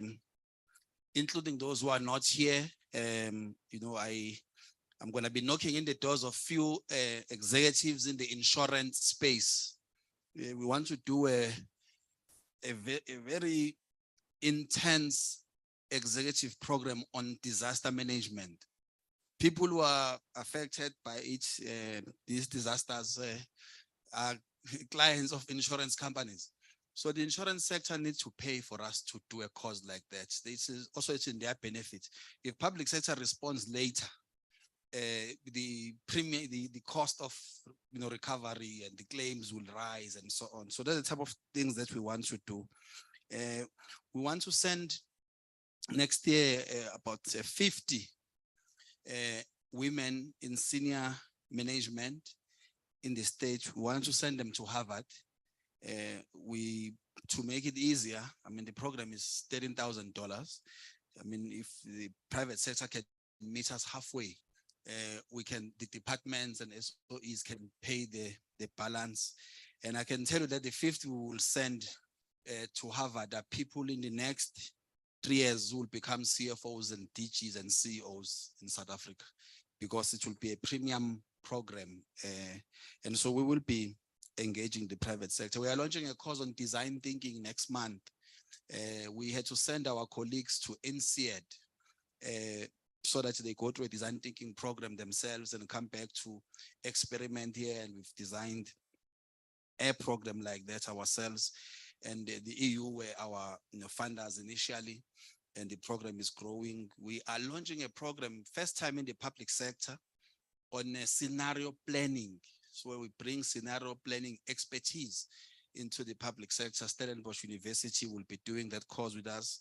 We've got several other university partners. So where we don't have the expertise, I mean, there's nothing we can't do actually as the NSG, because we've got networks everywhere in the world. We've got contact of every living being in the world. So if we are unable to do it, we will call someone in a university in South Africa or anywhere else in the world, because we have learned that no one declines our calls. So we will use that strength to be able to deploy as much diverse of expertise into the public sector using these type of networks. And the challenge you are giving us on training people in the legal services space, we are taking that because it's something that's got to be, that has got to be done. They're not here in their official capacity, but we also enjoy very good working relationships with organized labor. In fact, the whole executive of the Public Sector Bargaining Council are students of the NSG. So we get full support from colleagues in organized labor, and I think they like what we do as a simulator. In fact, we are fundraising. We're going to build a real simulator. Currently, we do take people to a simulator in one of our executive programs. It's in Pretoria North. We want to build our own simulator. So we're raising resources for that. We want a DG to go into the simulator or a CEO of an SOE and say, take your APP and simulate it the same way they will simulate a flight plan. If you can't take off, if you have not ticked all the boxes. In the States, as DGs, we sign off when we have only ticked 10 of 30 boxes and the project will crash. So basically we use the simulator experience to build diligence in leadership and leadership expertise for people in the public sector to think and see their work the same way pilots think and see their work before they make a decision to take off or to land. In our case, as I said, we do land even when conditions do not permit, or we do take off when we've only ticked 5 boxes. And it tells you, that gauge tells you that we are overloaded. Instead of removing some load, we continue to take off and the aircraft will overrun the runway, and we know what's then happens. We've got Dr. Fikile from KZN Premier's office. She's one of our students at the NSG. In fact, recently, she returned from China. We also do send people abroad through our international relationships. I didn't tell you, for you to be here in this room today, we had to evict 50 people from 13 different countries that we are training here with UNICEF and our partner university in Singapore, the National University of Singapore, who are specializing in evaluation. So we had to find a space for them at States SA so that we can allow you to be here. So we send people everywhere in the world, really largely because of the partnership that we have multilaterally as well as bilaterally through the relationships with some of the people who are here. So Dr. Ndlovu is one of those diligent students of the NSG. The KZN Premier's office is competing with Western Cape in terms of the numbers coming to the NSG. And then Department of Agriculture is amongst the leading. Department of Human Settlements, we've trained all their boards. They gave us the space when we were experimenting, and there's several other departments that are actually paying us good money, and she is one of them. Thank you very much. I would like to greet the minister first and greet the deputy minister, the DGs, the former minister and the colleagues. And I hope we are all having a celebratory day today. It's one of those good days that we can come here and really celebrate the good work that is done by government, particularly because, as the private sector was indicating, they are very skeptical of us. And it is good when we can stand here and say we can actually stand on our own in what we do in government. I think I do want to congratulate Principal. He knows we normally speak all the time on our requirements. We're one of the provinces that is loading our issues and what we need to be done. But it's because from the leadership in the province, the issue of our priority number 1 is definitely our priority number 1. That developmental ethical state is what we are driving in the province. And we normally say, starting from the Premier to the DG ourselves, that it will start with us. It won't start with the rest of the officials if ourselves are not getting trained and making sure that we are capacitated. As a previous student and a continuous one, I really want to say I've gained a lot on the different trainings that have been offered, particularly in the areas that we are dealing with in government, the governance area, the capacity that is not there, the issues of an entrepreneurial state. And I think some of those causes have really led to us relooking at how we drive the work that we do, and ensuring that we apply what we are being given in our lectures. As he says, I've also been a beneficiary of the exchange program in China recently, where we spent 21 days. It was not of waste at all. And I know we normally would get again negative publicity, but I can assure you that in those 21 days, what we learned is amazing on how that country and the work that they've done, we can use to leapfrog ourselves as a country. And I think it's one of the things that we don't realize, that on some of the challenges that we face, just learning and saying, oh, they can come in and assist us, and we're understanding some of the challenges are similar. Obviously, some are different. I'll make an example on the discussion because you've already had it here in this discussion, the issue of partnership with the private sector. The PPP there is real, and it's really being implemented. But that PPP is not looking at it purely from private, public, but it's saying the state being entrepreneurial and the private sector and the citizens, because we are all about citizens. It's how they've combined that. One of the areas, principle that I said I was going to write about, because for me it was important, it's crime. Just by saying how many CCTV cameras do you have in the country or in a city, whether they are in the private hands, in the households, in the roads in terms of your traffic, or in your household, or everywhere. How do you connect them and modernize in a modernization and integration? And you've already solved the issue of monitoring in terms of what is happening on crime. Now, if you look at that, right now, we as government would think it would take us putting cameras in every corner. We obviously do not have that kind of money, but that partnership with our citizens, with the private sector, everybody. But it also takes a lot of trust, which for me is a lesson out of what the private sector has said this morning. It took trust to the NSG. But I want to say the same trust applies across government. Otherwise, we will not be sitting here and saying we are spending time to be capacitated and to make sure this government works. Ultimately, it's about our citizens. That's what we are trying to do. So I just want to say good work. We appreciate and the benefits. And one of the other benefits that we may not realize, it is also a very stressful environment to work in government. I don't know if people understand. There are no hours of work. 2 a.m. you are still working, at 3 a.m. you are working. Some days you don't sleep. But just by going for 21 days and doing training or attending a masterclass, it assists you to step back, reflect, be able to look at what you are doing. Are you being impactful? Are you not being impactful?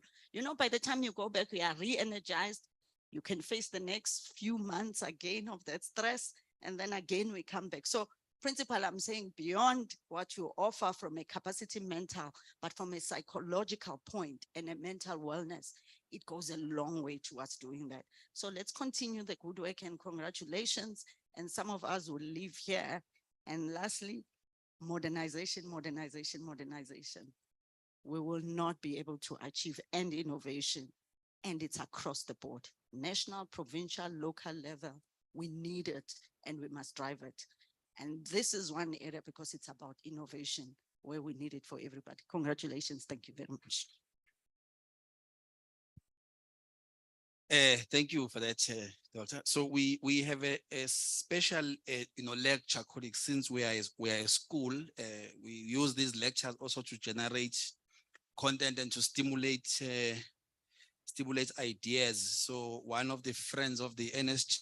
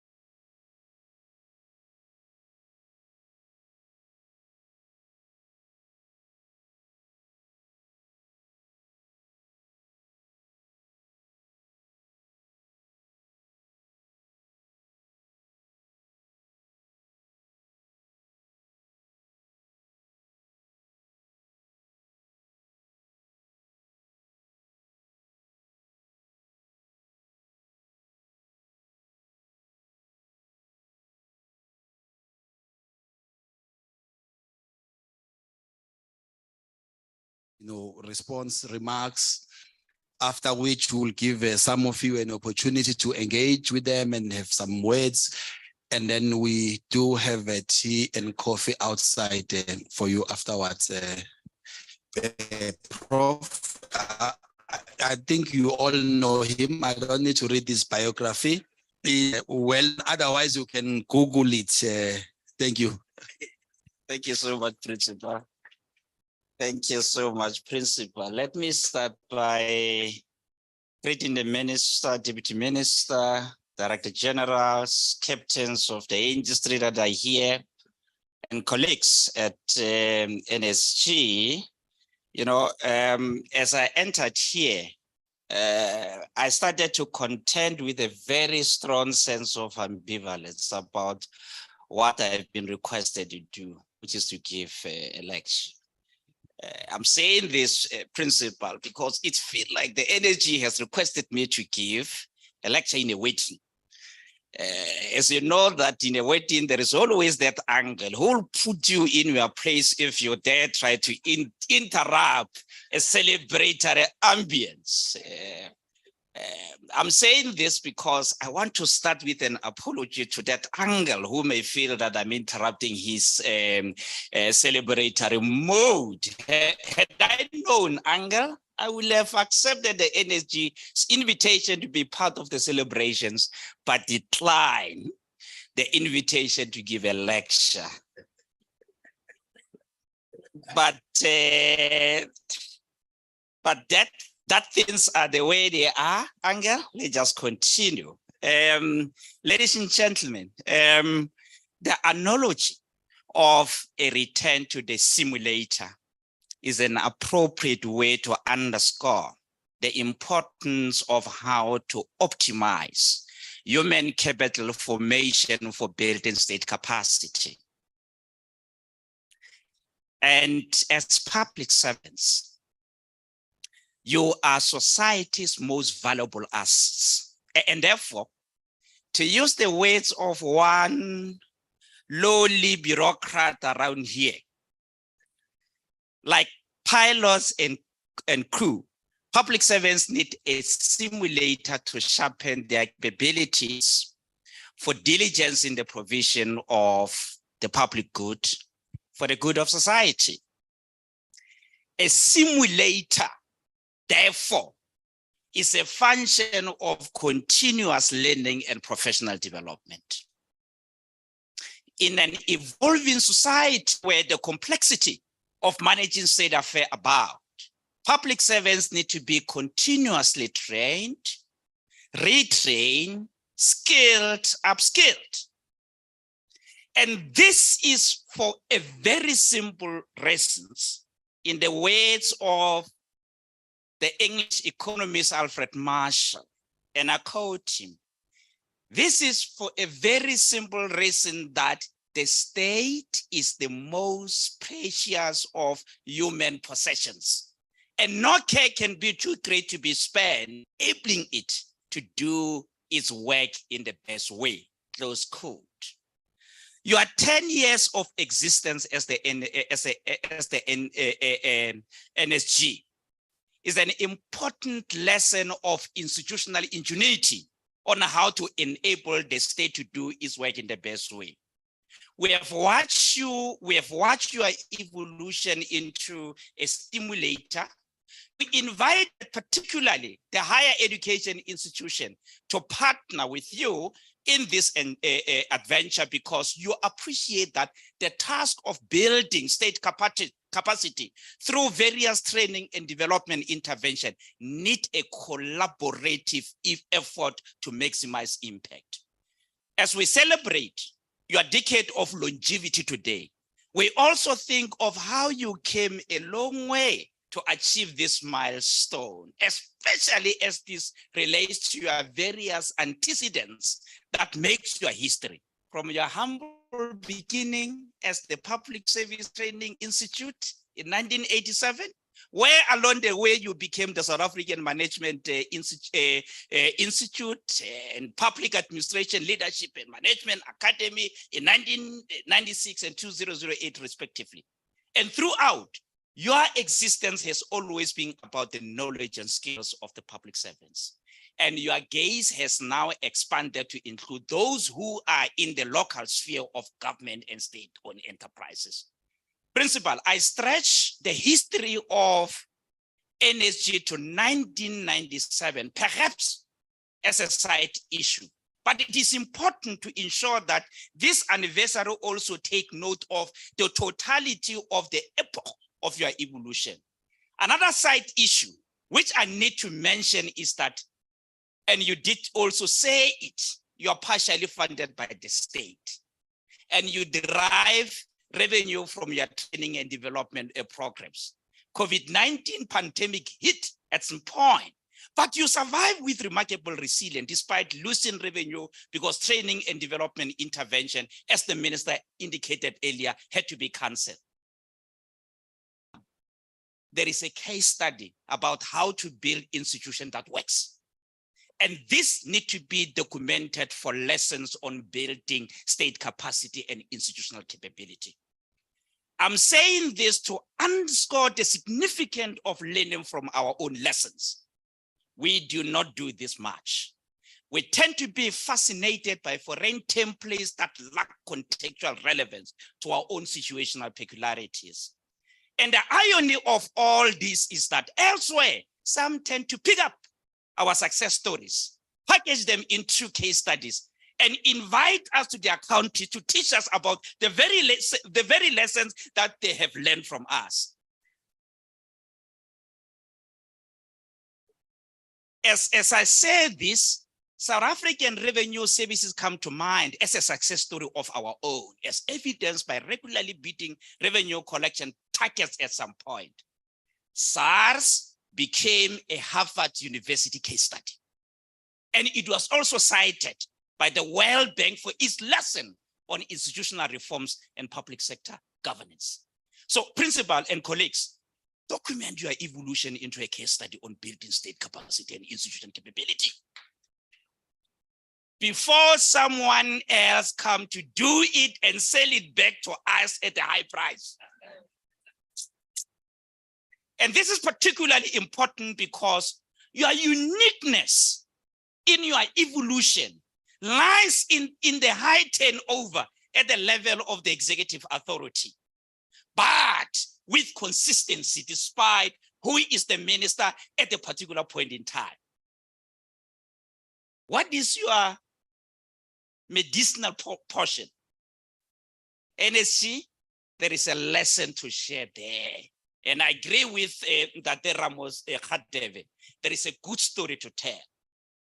Your institution as the NSG in 2018 came hot on the heels of the NDP's embrace by almost all political parties in parliament in 2012 as the country's lodestar for socio-economic transformation and development. As I listened to your presentation, I interacted with the principal and the colleagues yesterday, talking about your strategy to reinvent continuous learning and professional development and how to optimize this intervention in the partnership model that frames your approach. I said to myself that the NSG has finally fully grasped the NDP about what needs to be done to build a capable and developmental state, especially in relation to developing skills, expertise that would be necessary for future public service cohorts, including reinvigorating the state's role in developing technical and specialist professional skills. I'm saying this also looking at the bouquet of training and development programs that you develop and are on offer. The partnership you forge with institutions of higher learning to optimize their offering show your strategic acumen in appreciating the importance of synergy of efforts in human capital formation for the state. And this is set to optimize the country source of talent pipeline. For long, collaborative efforts to build state capacity through training and development intervention have been a cursory pursuit bereft of strategic intent. State capacity is essentially the function of the adequacy of skill space and the relevance of the knowledge of those who are in the employ of the state, coupled with the ethical disposition and the ability to put all this to use in driving the developmental state agenda for the good of society. It is heartening that since you became the NSG, you have been hard at work trying to correct binary approaches to human capital formation endeavors. I'm saying this because as I read your reports, I see that you mark this 10th anniversary of your existence today, having forged partnership with 11 public universities on various training and development intervention in this country. I also saw the private sector. And this put to practice that concept of collaboration, which we emphasize in the framework for the professionalization of the public service as approved by Cabinet in 2022. A partnership based on the concept of collaboration is not a business relationship, but a shared commitment to optimize that source of talent pipeline. Your strategic response to the task of building state capacity is shaped by this, where you also remind the universities to shake off their self-contained autonomous predilection, including solipsistic disposition and ivory towers, as this represent anachronism. And you are increasingly giving university a run for their money, as we have also entered the thought leadership space by hosting public lectures and master's class. But it is good that most of some of this partnership with, it is good that you host some of this partnership with this university.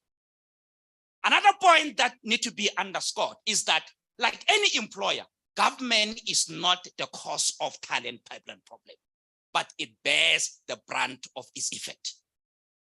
I am emphasizing this to underscore the importance of academia government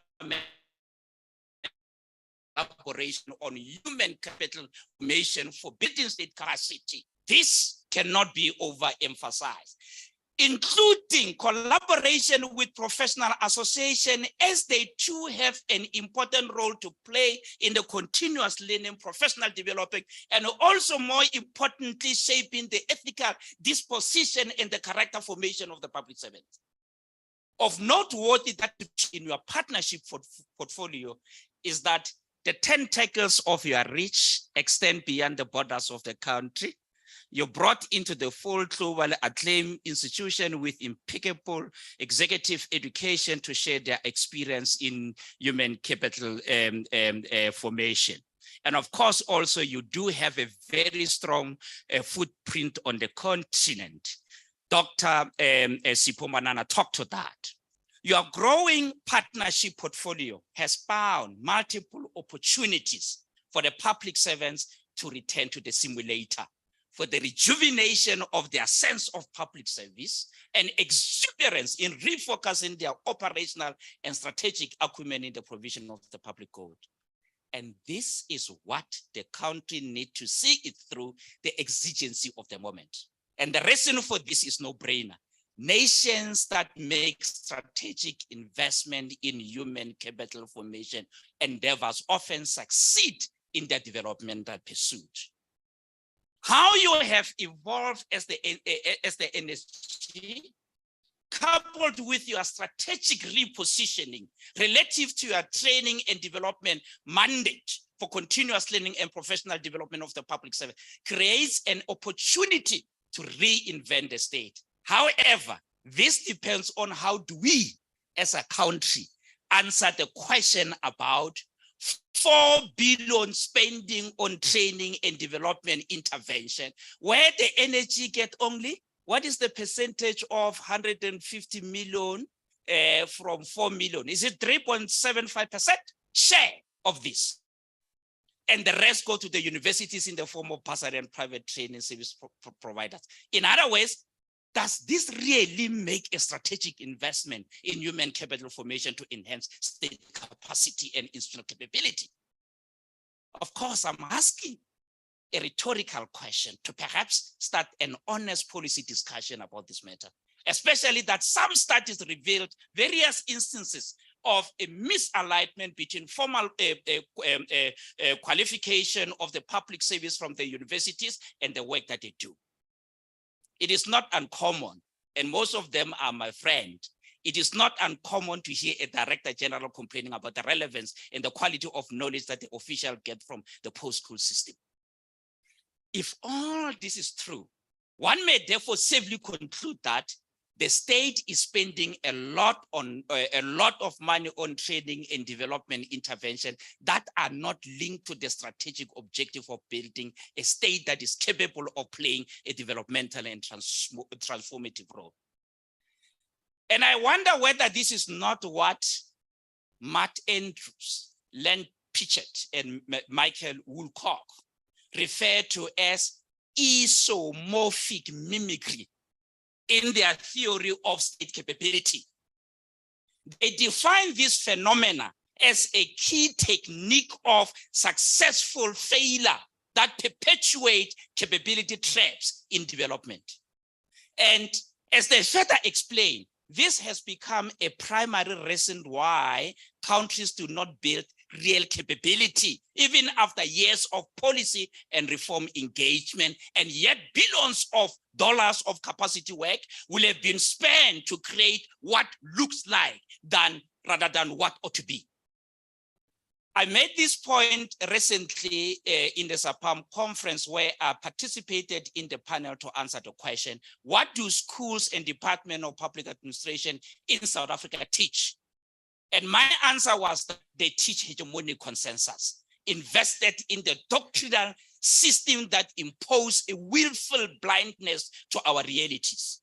Despite this, many neutrally prefer to study this qualification rather than coming to your principal. And this is because their certification after completion is linked to a national qualification framework level of a post-school system. And if this is not linked to the country's development agenda, it is about credentialism, not competence.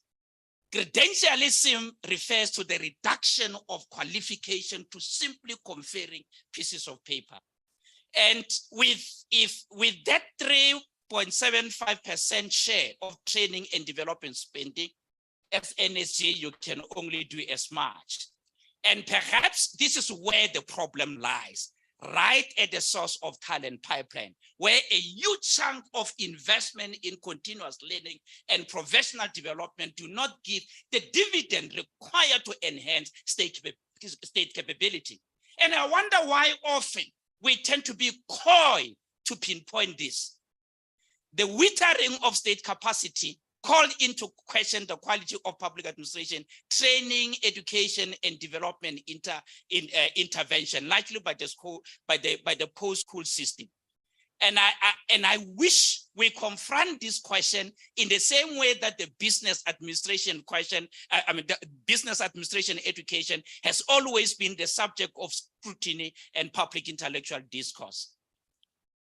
Let me share with you this story. In the wake of the 2008 global financial meltdown,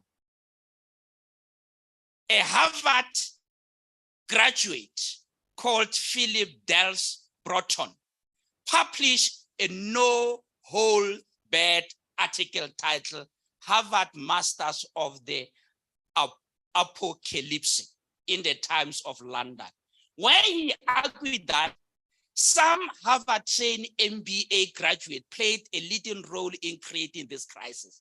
The article states sincere contestation, and the Harvard Business Review is a journal of 2009, hosted some of these debates, where the question was, how could MBAs from this prestigious university have been involved in activities that cause so much damage to the economy and society?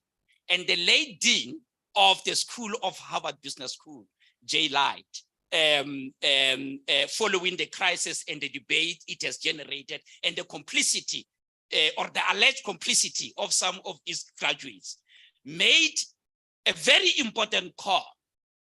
He made a call for what he termed great introspection, about how well their students should be prepared to run a business successfully. I am sharing with you this article because I find it an inspiring lesson on how to confront the flaws of education, training and development system, especially as it churn out crisis rather than solution for societal advancement. This occasion of your 10th anniversary is opposite to pose uncomfortable questions, perhaps in the same way our colleagues in the business administration fraternity did. It is only by doing this that we could reach out to the profundity of our thoughts for sustainable solution to the challenge of building state capability. Let's seize this decade of institutional longevity to create a moment of great introspection and reimagine education, training, and development system for continuous learning and professional development. The opportunity for this exists in the academia, professional association, private sector, government collaboration. We need to leverage on this to optimize that confluence of efforts to institutionalize this simulator system for continuous learning and professional development. But this collaboration should not only be in relation to training and development, but other areas of strategic importance, such as co-creation of curricula for teaching of student of government, and joint research effort about how to enhance training and development intervention to build state capacity and institutional capability. This is the list we could give to posterity. Thank you so much, and I apologize, Angel.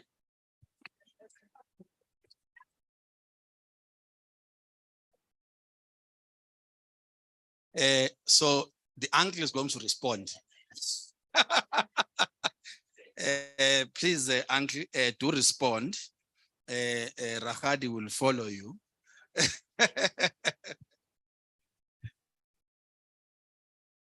Well, thank you very much, Professor Ngaweni, Program Director,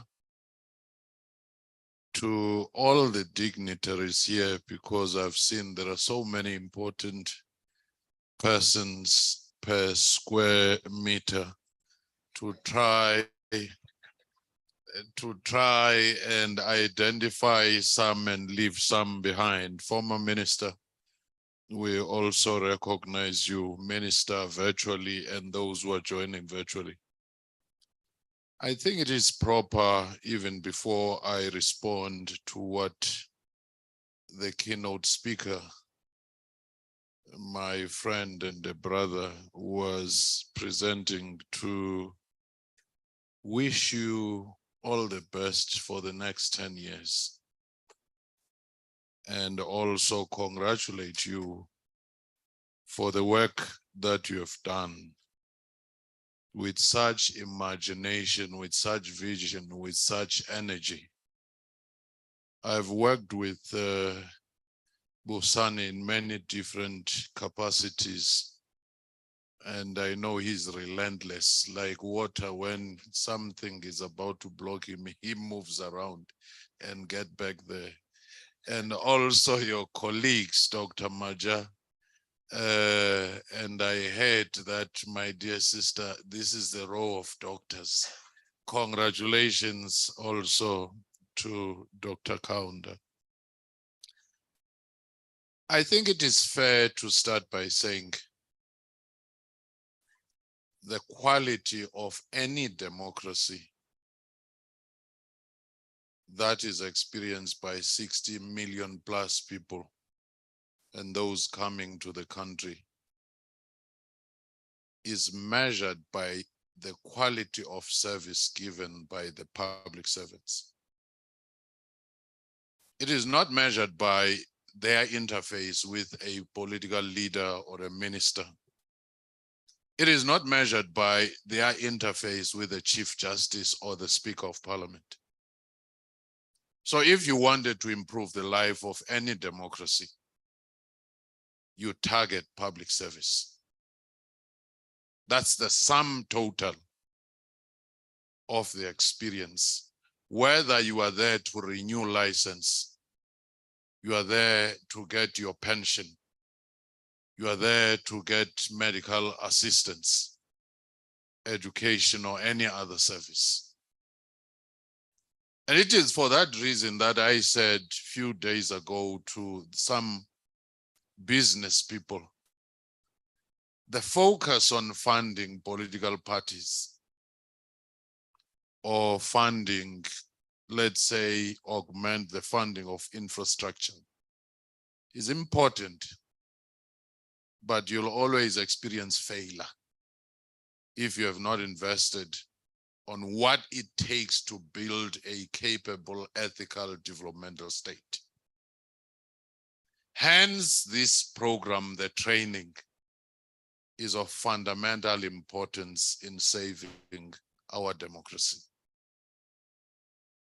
So, just few observations that we have to make against the background of the presentation that has been made. The first one is the reimagination of the public service. Professionalization document that Professor Masupie chaired, that was part of that team, and the National School of Government coordinated and led that program, is one of major interventions. But I often say, we can talk about how to recruit the new entrants into the public service. The biggest challenge is the 1.3 million plus. How to make those people unlearn what they've learned and relearn the new lessons that build up a new ethos for public service. What interventions are there in the in-service training that convince people to have a courage to be vulnerable at a given moment, being vulnerable by saying, I don't know, or that which I know I need to let go. As Alvin Toffler says in his book, The Future Shock, the illiterate of the 21st century will not be the people who cannot read or write or count, but it will be the people who cannot learn, unlearn, and relearn. So to me, the essence of this school and the essence of the reimagination of the public sector, I liken it to a software of any gadget that we have. This is the hardware, but it never functions without the software. But sometimes the software is corrupted. And that software corrupted, when you go for service, they say, unfortunately, the data in this phone will have to be deleted so that something new is put in. Sometimes it's not corrupted, but it is outdated. It needs an upgrade.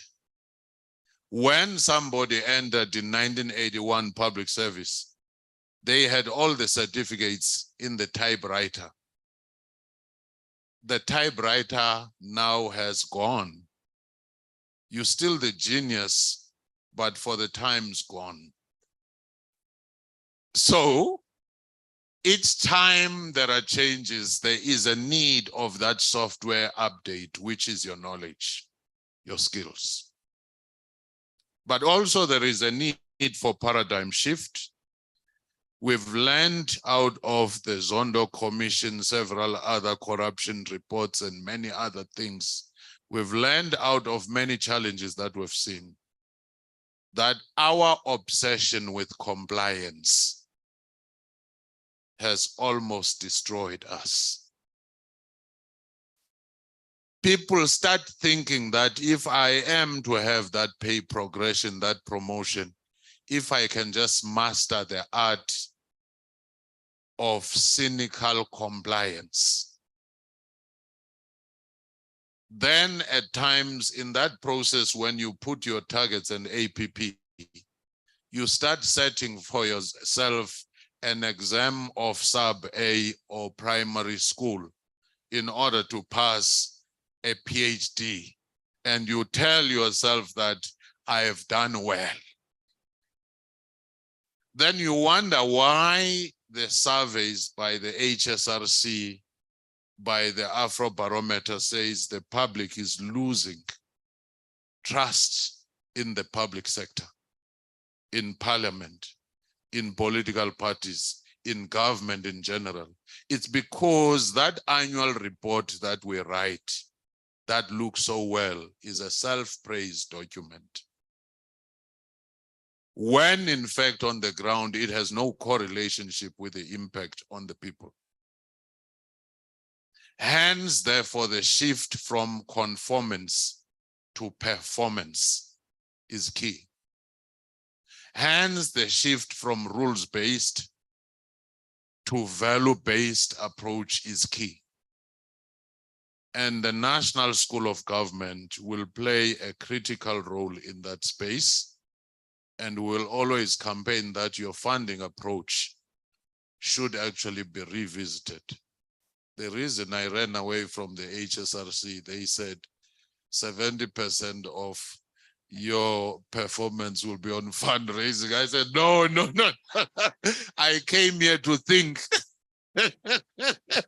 This one of fundraising, it's going to take a lot of my intellectual focus. Then I said, after 2 years, no.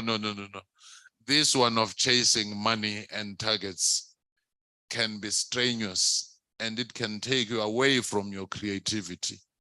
I visited Vietnam and realized how much they spend on that institute that train public servants and so forth, because they see it as a strategic pillar. Then my two last remaining points that I want to leave is simply this. Even as we focus on leaders, we must never forget to spend time, as you already do, on the frontline workers and back office workers. Because at times, the temptation to focus on that CFO, that DG, that HOD is high. To use the metaphor, not of simulation now, but of a plane, Martin Luther King Jr. said they were to be taken to Memphis some years back. I think it was the time close to his passing. And when they were to take off from New York, the plane or the pilot announced that this plane has a technical problem, but don't worry. We wouldn't want to have the plane with such a problem. We don't want to take any chances to travel with Dr. Martin Luther King Jr. And in no time, they were still sitting in the tarmac. People in overalls came in, they fixed this, the engineers, and they left. So the plane took off and it landed. People cheered for the pilot, but they forgot that there were also engineers on the ground.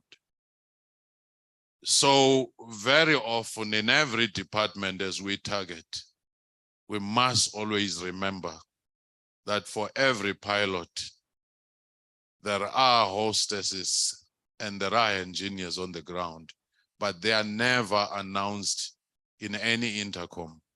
So we wish you all the best, Principal, and you have been of such great assistance, Dr. Maja, Faith, and others, even in our strategy sessions.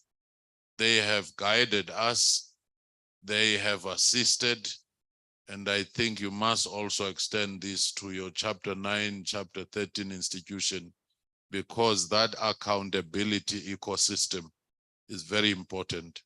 I wish you all the best. When you leave this institution, I know you will leave a legacy, whereas some people only leave a vacancy. Thank you.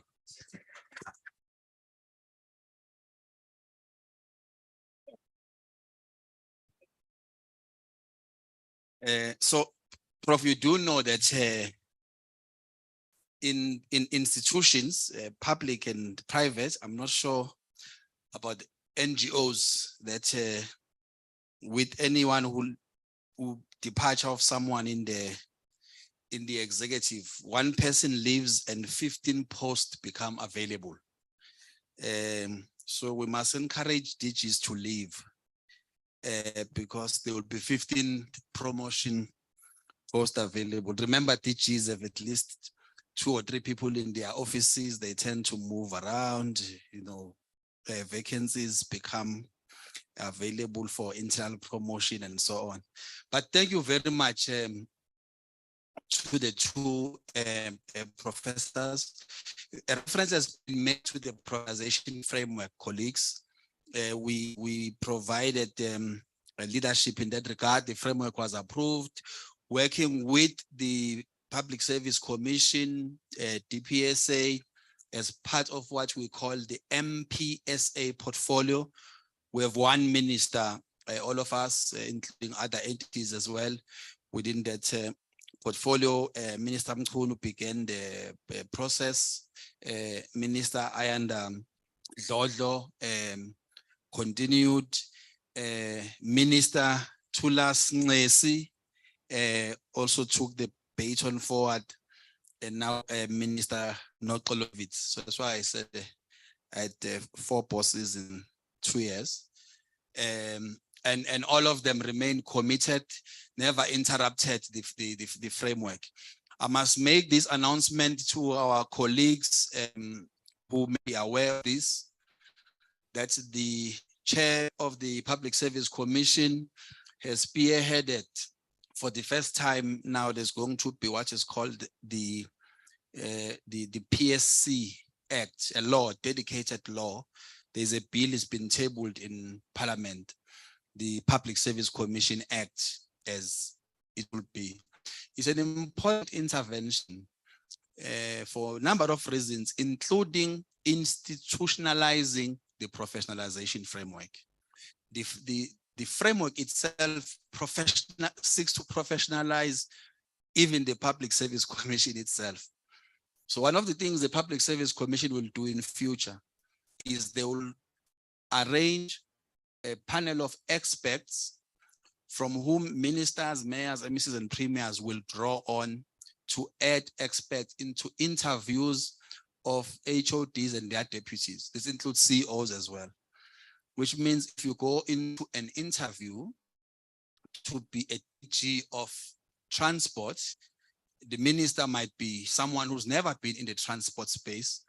In that panel, you will now have 2 experts who understand the transport sector, and those will not be people who are familiar to the minister or the 2 ministers in the panel. It will be the Public Service Commission that will nominate those experts to sit in the panel, and they will have full rights as panel members. That's one of the intervention the framework has proposed in order to improve the quality of recruitment process into the system. Of course, you've all spoken about Nukela. We will be introducing Nukela committee management as well. We'll be extending it. Those of you who have not done Nukela, there are colleagues here from curriculum. Those of you who have done Nukela, please do it now, because the next iteration of Nukela is going to be a bit harder. You'll spend a little bit more hours, and it will have a lot more exam approach to it. So I do advise you to do Nukela now. In fact, the former minister did Nukela herself recently. So please do it, colleagues, because we're gonna sweat a little bit. We'll have to answer about 30 questions on the Constitution, the PFMA. You'll have to solve for many other problems in the case studies that are built into Nukela. So please do. There will be a psychometric element. And of course, our colleagues at Public Service and administration department are finalizing the integrity test. So we now have to do the integrity test. And there will be certain areas within the state where we are arguing people need to belong to professional bodies. You cannot ask a level 1 teacher, an auxiliary social worker to belong to a professional body as a minimum requirement for them trading. And we have a CFO managing 10 billion not belonging anywhere. That's the logic. And then some say, but who must pay? I mean, there is no pilot who doesn't pay for his or her own license. It's yours, it's your trading license. So the idea is that people need to have a trading license so that if I am a friend of my head of HR and I don't implement any consequence management if something has happened, at least the professional body to which the person belongs will do something. And we have seen some of those cases where people were CAs and so on, and their trading licenses have been taken. We've seen cases where people were lawyers and they are disbarred. It just raises the bar in terms of what is called the consequence management. And there is a lot more on the pipeline. And also there is 2 other bills before Parliament. The Public Service Act is being amended. Public Administration Management Act is being amended. All of these 3 legal instruments will seek to institutionalize the professionalization framework. So these clauses are there based on what we proposed there in the framework. And of course, we are dealing with the funding issues as well. We wanted to build a case for ourselves so that when we seek for more direct funding, we have a stronger case. We are partners with the schools of government in Africa. You know, it's very sad for me to say that of 30 odd schools of government in Africa we work with, we are one of 3 that does not have a campus. I mean, this is a PIC building. We pay exorbitant amounts of money and they don't even maintain it that well. We don't have a campus. So we're going to build our campus soon. We went to Kenya recently. They have a campus in Mombasa, you know, seaside resort type of a campus. And they say, yeah. And they were just given 10 million shillings to build another campus in a place like Keskamouk in South Africa. And they say these are spaces of ideation. So we looked at what the OECD is saying. OECD studied schools of government. The schools of government in the world are back to campus because these are spaces of ideation for public servants. They are not just about teaching and learning. My colleague, Dr. Kaunda, was on our behalf signing our MOU with the School of Government in Zambia, earlier this week. I mean, in Zambia, they have a campus, a conference center. Everybody does their strategic planning, ideation in that space. Because if we don't adopt that approach for public servants, then we will just be training machines who are like managing a conveyor belt when there's a lot more that is expected from them. So 3 hands here, 3 hands here. You can say happy birthday. You can ask a question and engage. So we'll take 3 hands on this side and 3 hands on that side, and then we will summarize. Anyone, any takers? Anyone? You okay, Madam President? Please come forward. Those 3 must come because there are those who are on Zoom platform, so they know we're not talking to robots. We've got a few robots already in the organization. So any more? Okay, gone, done. Thank you so much. Dumelang happy. Maybe the question is to you, sir. I'm asking this coming from leadership position back in varsity. Where are we in terms of capacitating such leadership? Because they tend to come different boards, your NYDA, and come to the school like myself Where are we in terms of capacitating them with courses that will enable them at least to have one foot in, to understand what it means, serving, and being able to move in such a space? I hope that makes sense. Okay, we are far advanced. Across this room, we have about 2 from the Department of Arts and Culture. So we've got very strong youth programs, about 3 of them. So we train those young people who are attached to a government program, whether we are in intern, we're in EPWP or NARISEC at agriculture, or if there's a department that sponsors it. It's a number of programs that include the module on personal mastery. We do induct boards. We've done the NYDA board. Actually, we've done the executive. In one of the videos playing, or that you will see, there's a CEO of NYDA. We have inducted them. In fact, with my brother Amos, we even mooted the idea of helping with the mentorship arrangement for board members of the NYDA, because they are young people. So you can imagine if they were to be attached to a coaching arrangement like that. Let me repeat what I said earlier on. So my colleagues who work in the youth development training programs like Nombulelo and others, I said to them a year ago, the type of youth you were training 5 years ago are different to the one we are training today. They are going to challenge you. They will tell you, don't treat me like you are not my mother. They will tell you, we are not my mother.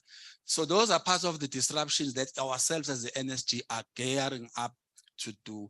We working with traditional leaders, Prof. Fiken, a very difficult one, but we've made inroads into that. And those traditional leaders, they sit with us in class for 14 days. No one leaves the room until we are finished, because they respect the brand, they respect what we do. And now Nedbank is even doing a module in that program on financial fitness. And these traditional leaders are saying, oh, in fact, we can do a will now, because I mean, at least Nedbank tells them you must have a will, if you must have a stock fell and those type of things. So that is what we have seen. We've done, it's the group in KZN, Dr. Ndlovu.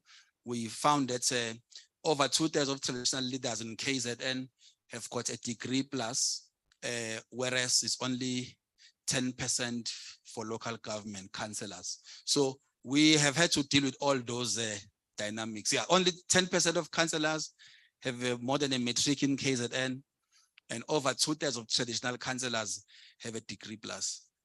Okay, this side, colleagues. No, thanks, Prof. I just thought maybe the earlier speaker's issue could be raised differently. You and I are part of or products of student leadership.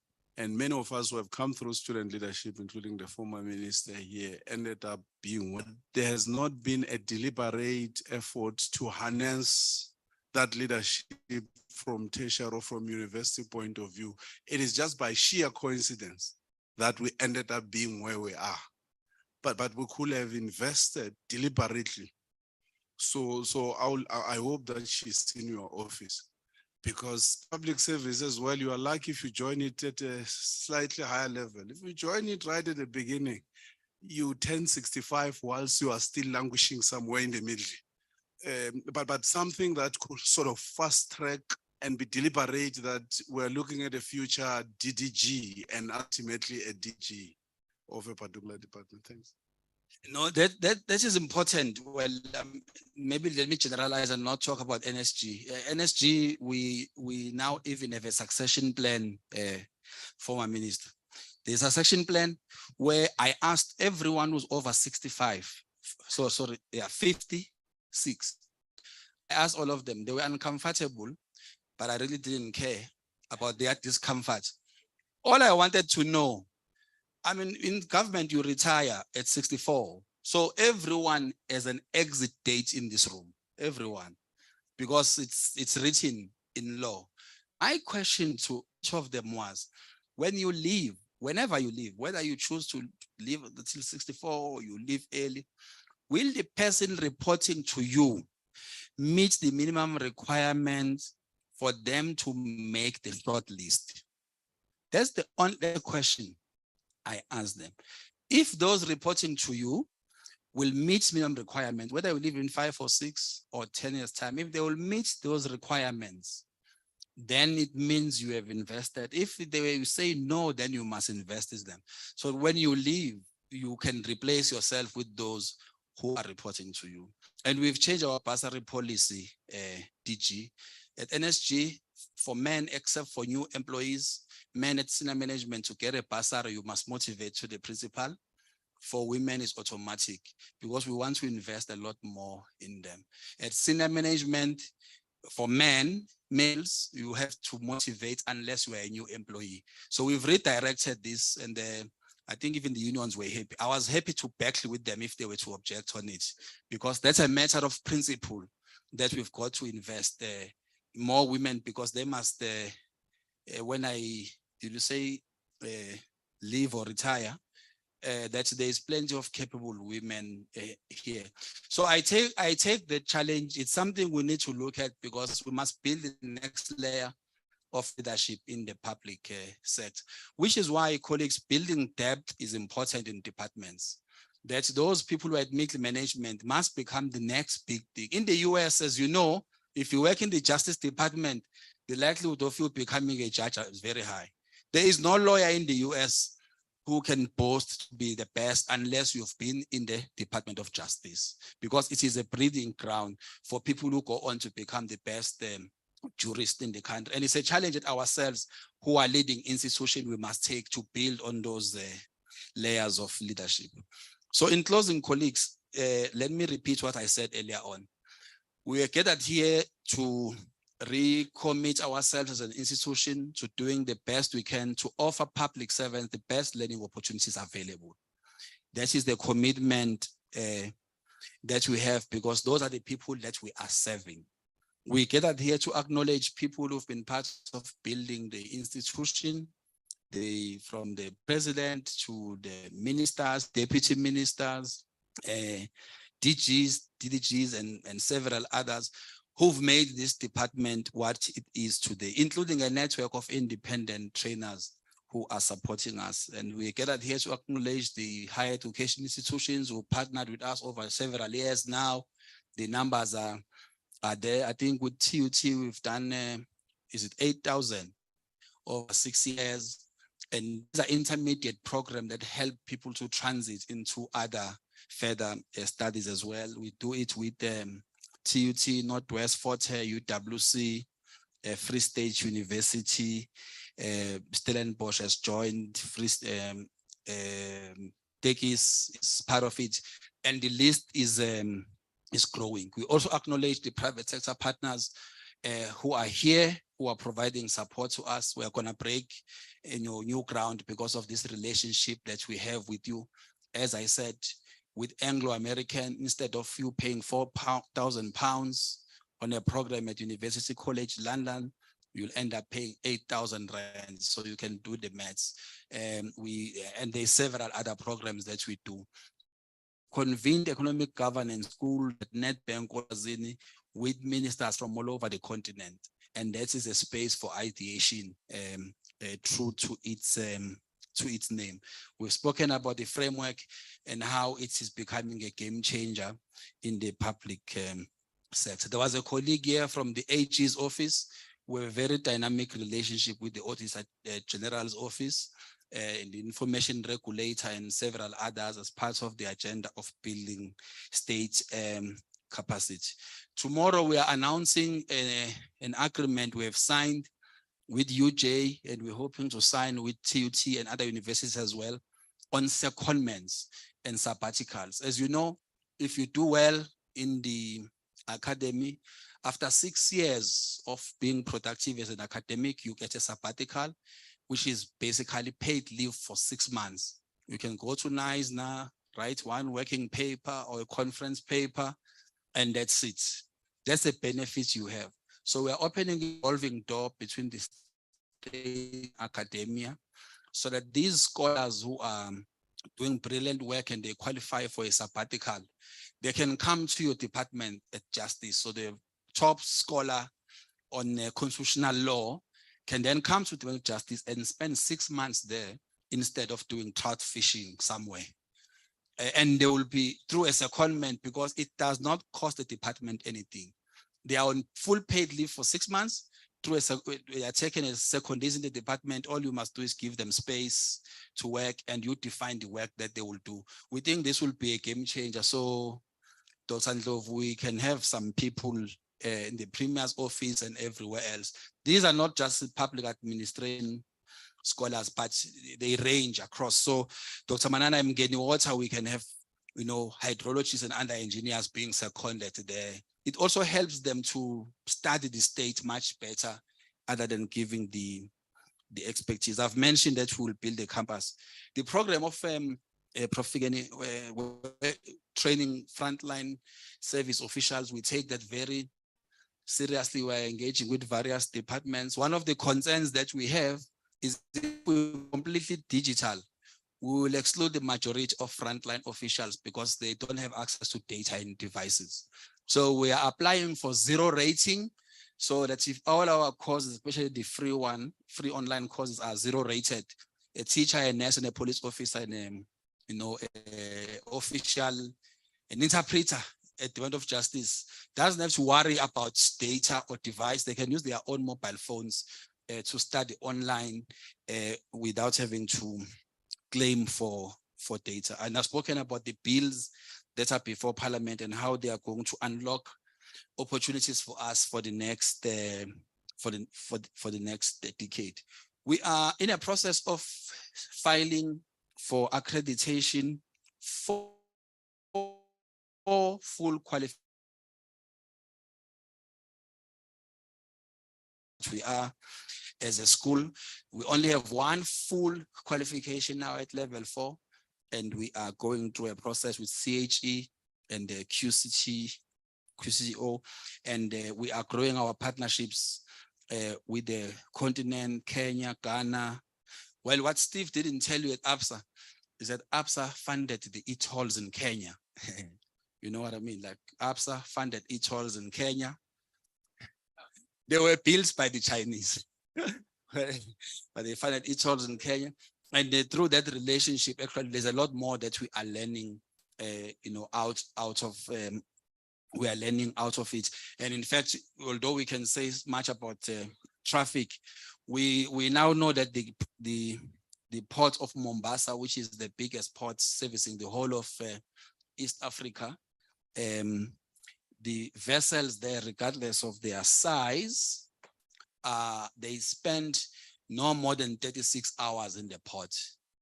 So in Durban, they spend about 3 days outside. There they spend no less than, but there is a caveat to it, which is that when they leave the port of Mombasa, they are only 30% full.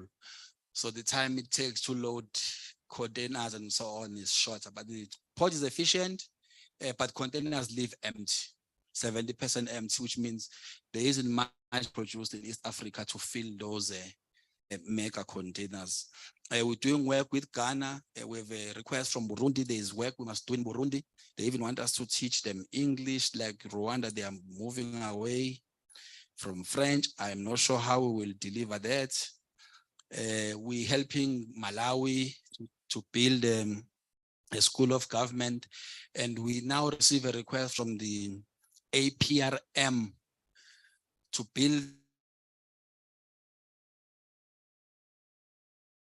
that will include writing some of the policies for them. And I hope the Public Service Commission will be our companion in that regard. We are launching a case studies project as part of the 30 years of democracy. And these do not have to be case studies telling the good story. Of course, preferably they should. But the idea is to say, if a particular government department has done well in A or B, we want that to be documented. And because we're a school, we will train people on how to write the case studies, working with our partners in Singapore, the Civil Service College. They produce brilliant books every year on case studies, and they use those books as compulsory material for reading. So there's a lot of things, colleagues, that are going on. The story you should take home and tell your partners, your children, and your students and others, is that there's a government department somewhere downtown. There's a nightclub up the road from us, and that's this government department has got 210 people who are committed to meet the mandate of the institution. They want to offer the best service available to its key clients, which is the public servants, and that we are all committed to leave this institution better than we found it. And we've made a commitment amongst ourselves that those who don't identify with the vision, I'm happy to sign the disengagement letters, but in the main, everybody is committed to what we do. We want to leave a government department better than we found it. Thank you once again for coming, for being with us. Thanks to the minister and everybody who joined online and everybody that we did not acknowledge who is here. We are warm welcome. Nugela is open to all. Don't have to have a government email address, and therefore we hope that we can put you through our e-learning process very easily. My colleague Galum is there and others ready to help you get started with the e-learning. And to those online, oh, there's a hand from Prof. Molo. Oh, yeah, former DG. Hello, you can ask a question. Please unmute him. It's another message of support from a former DG. Unmute and speak.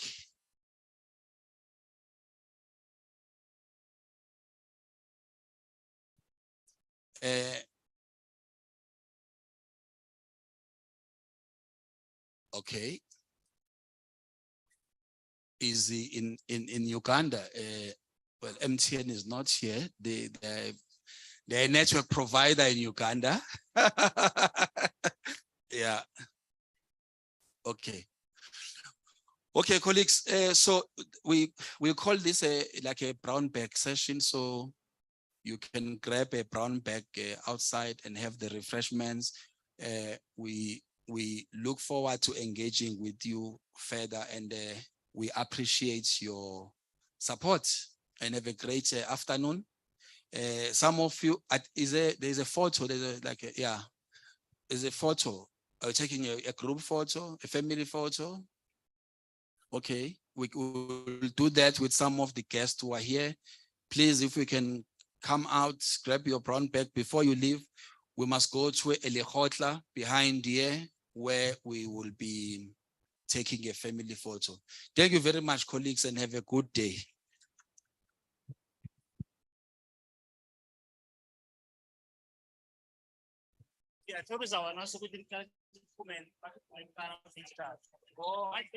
Oh, colleagues, hello, wait.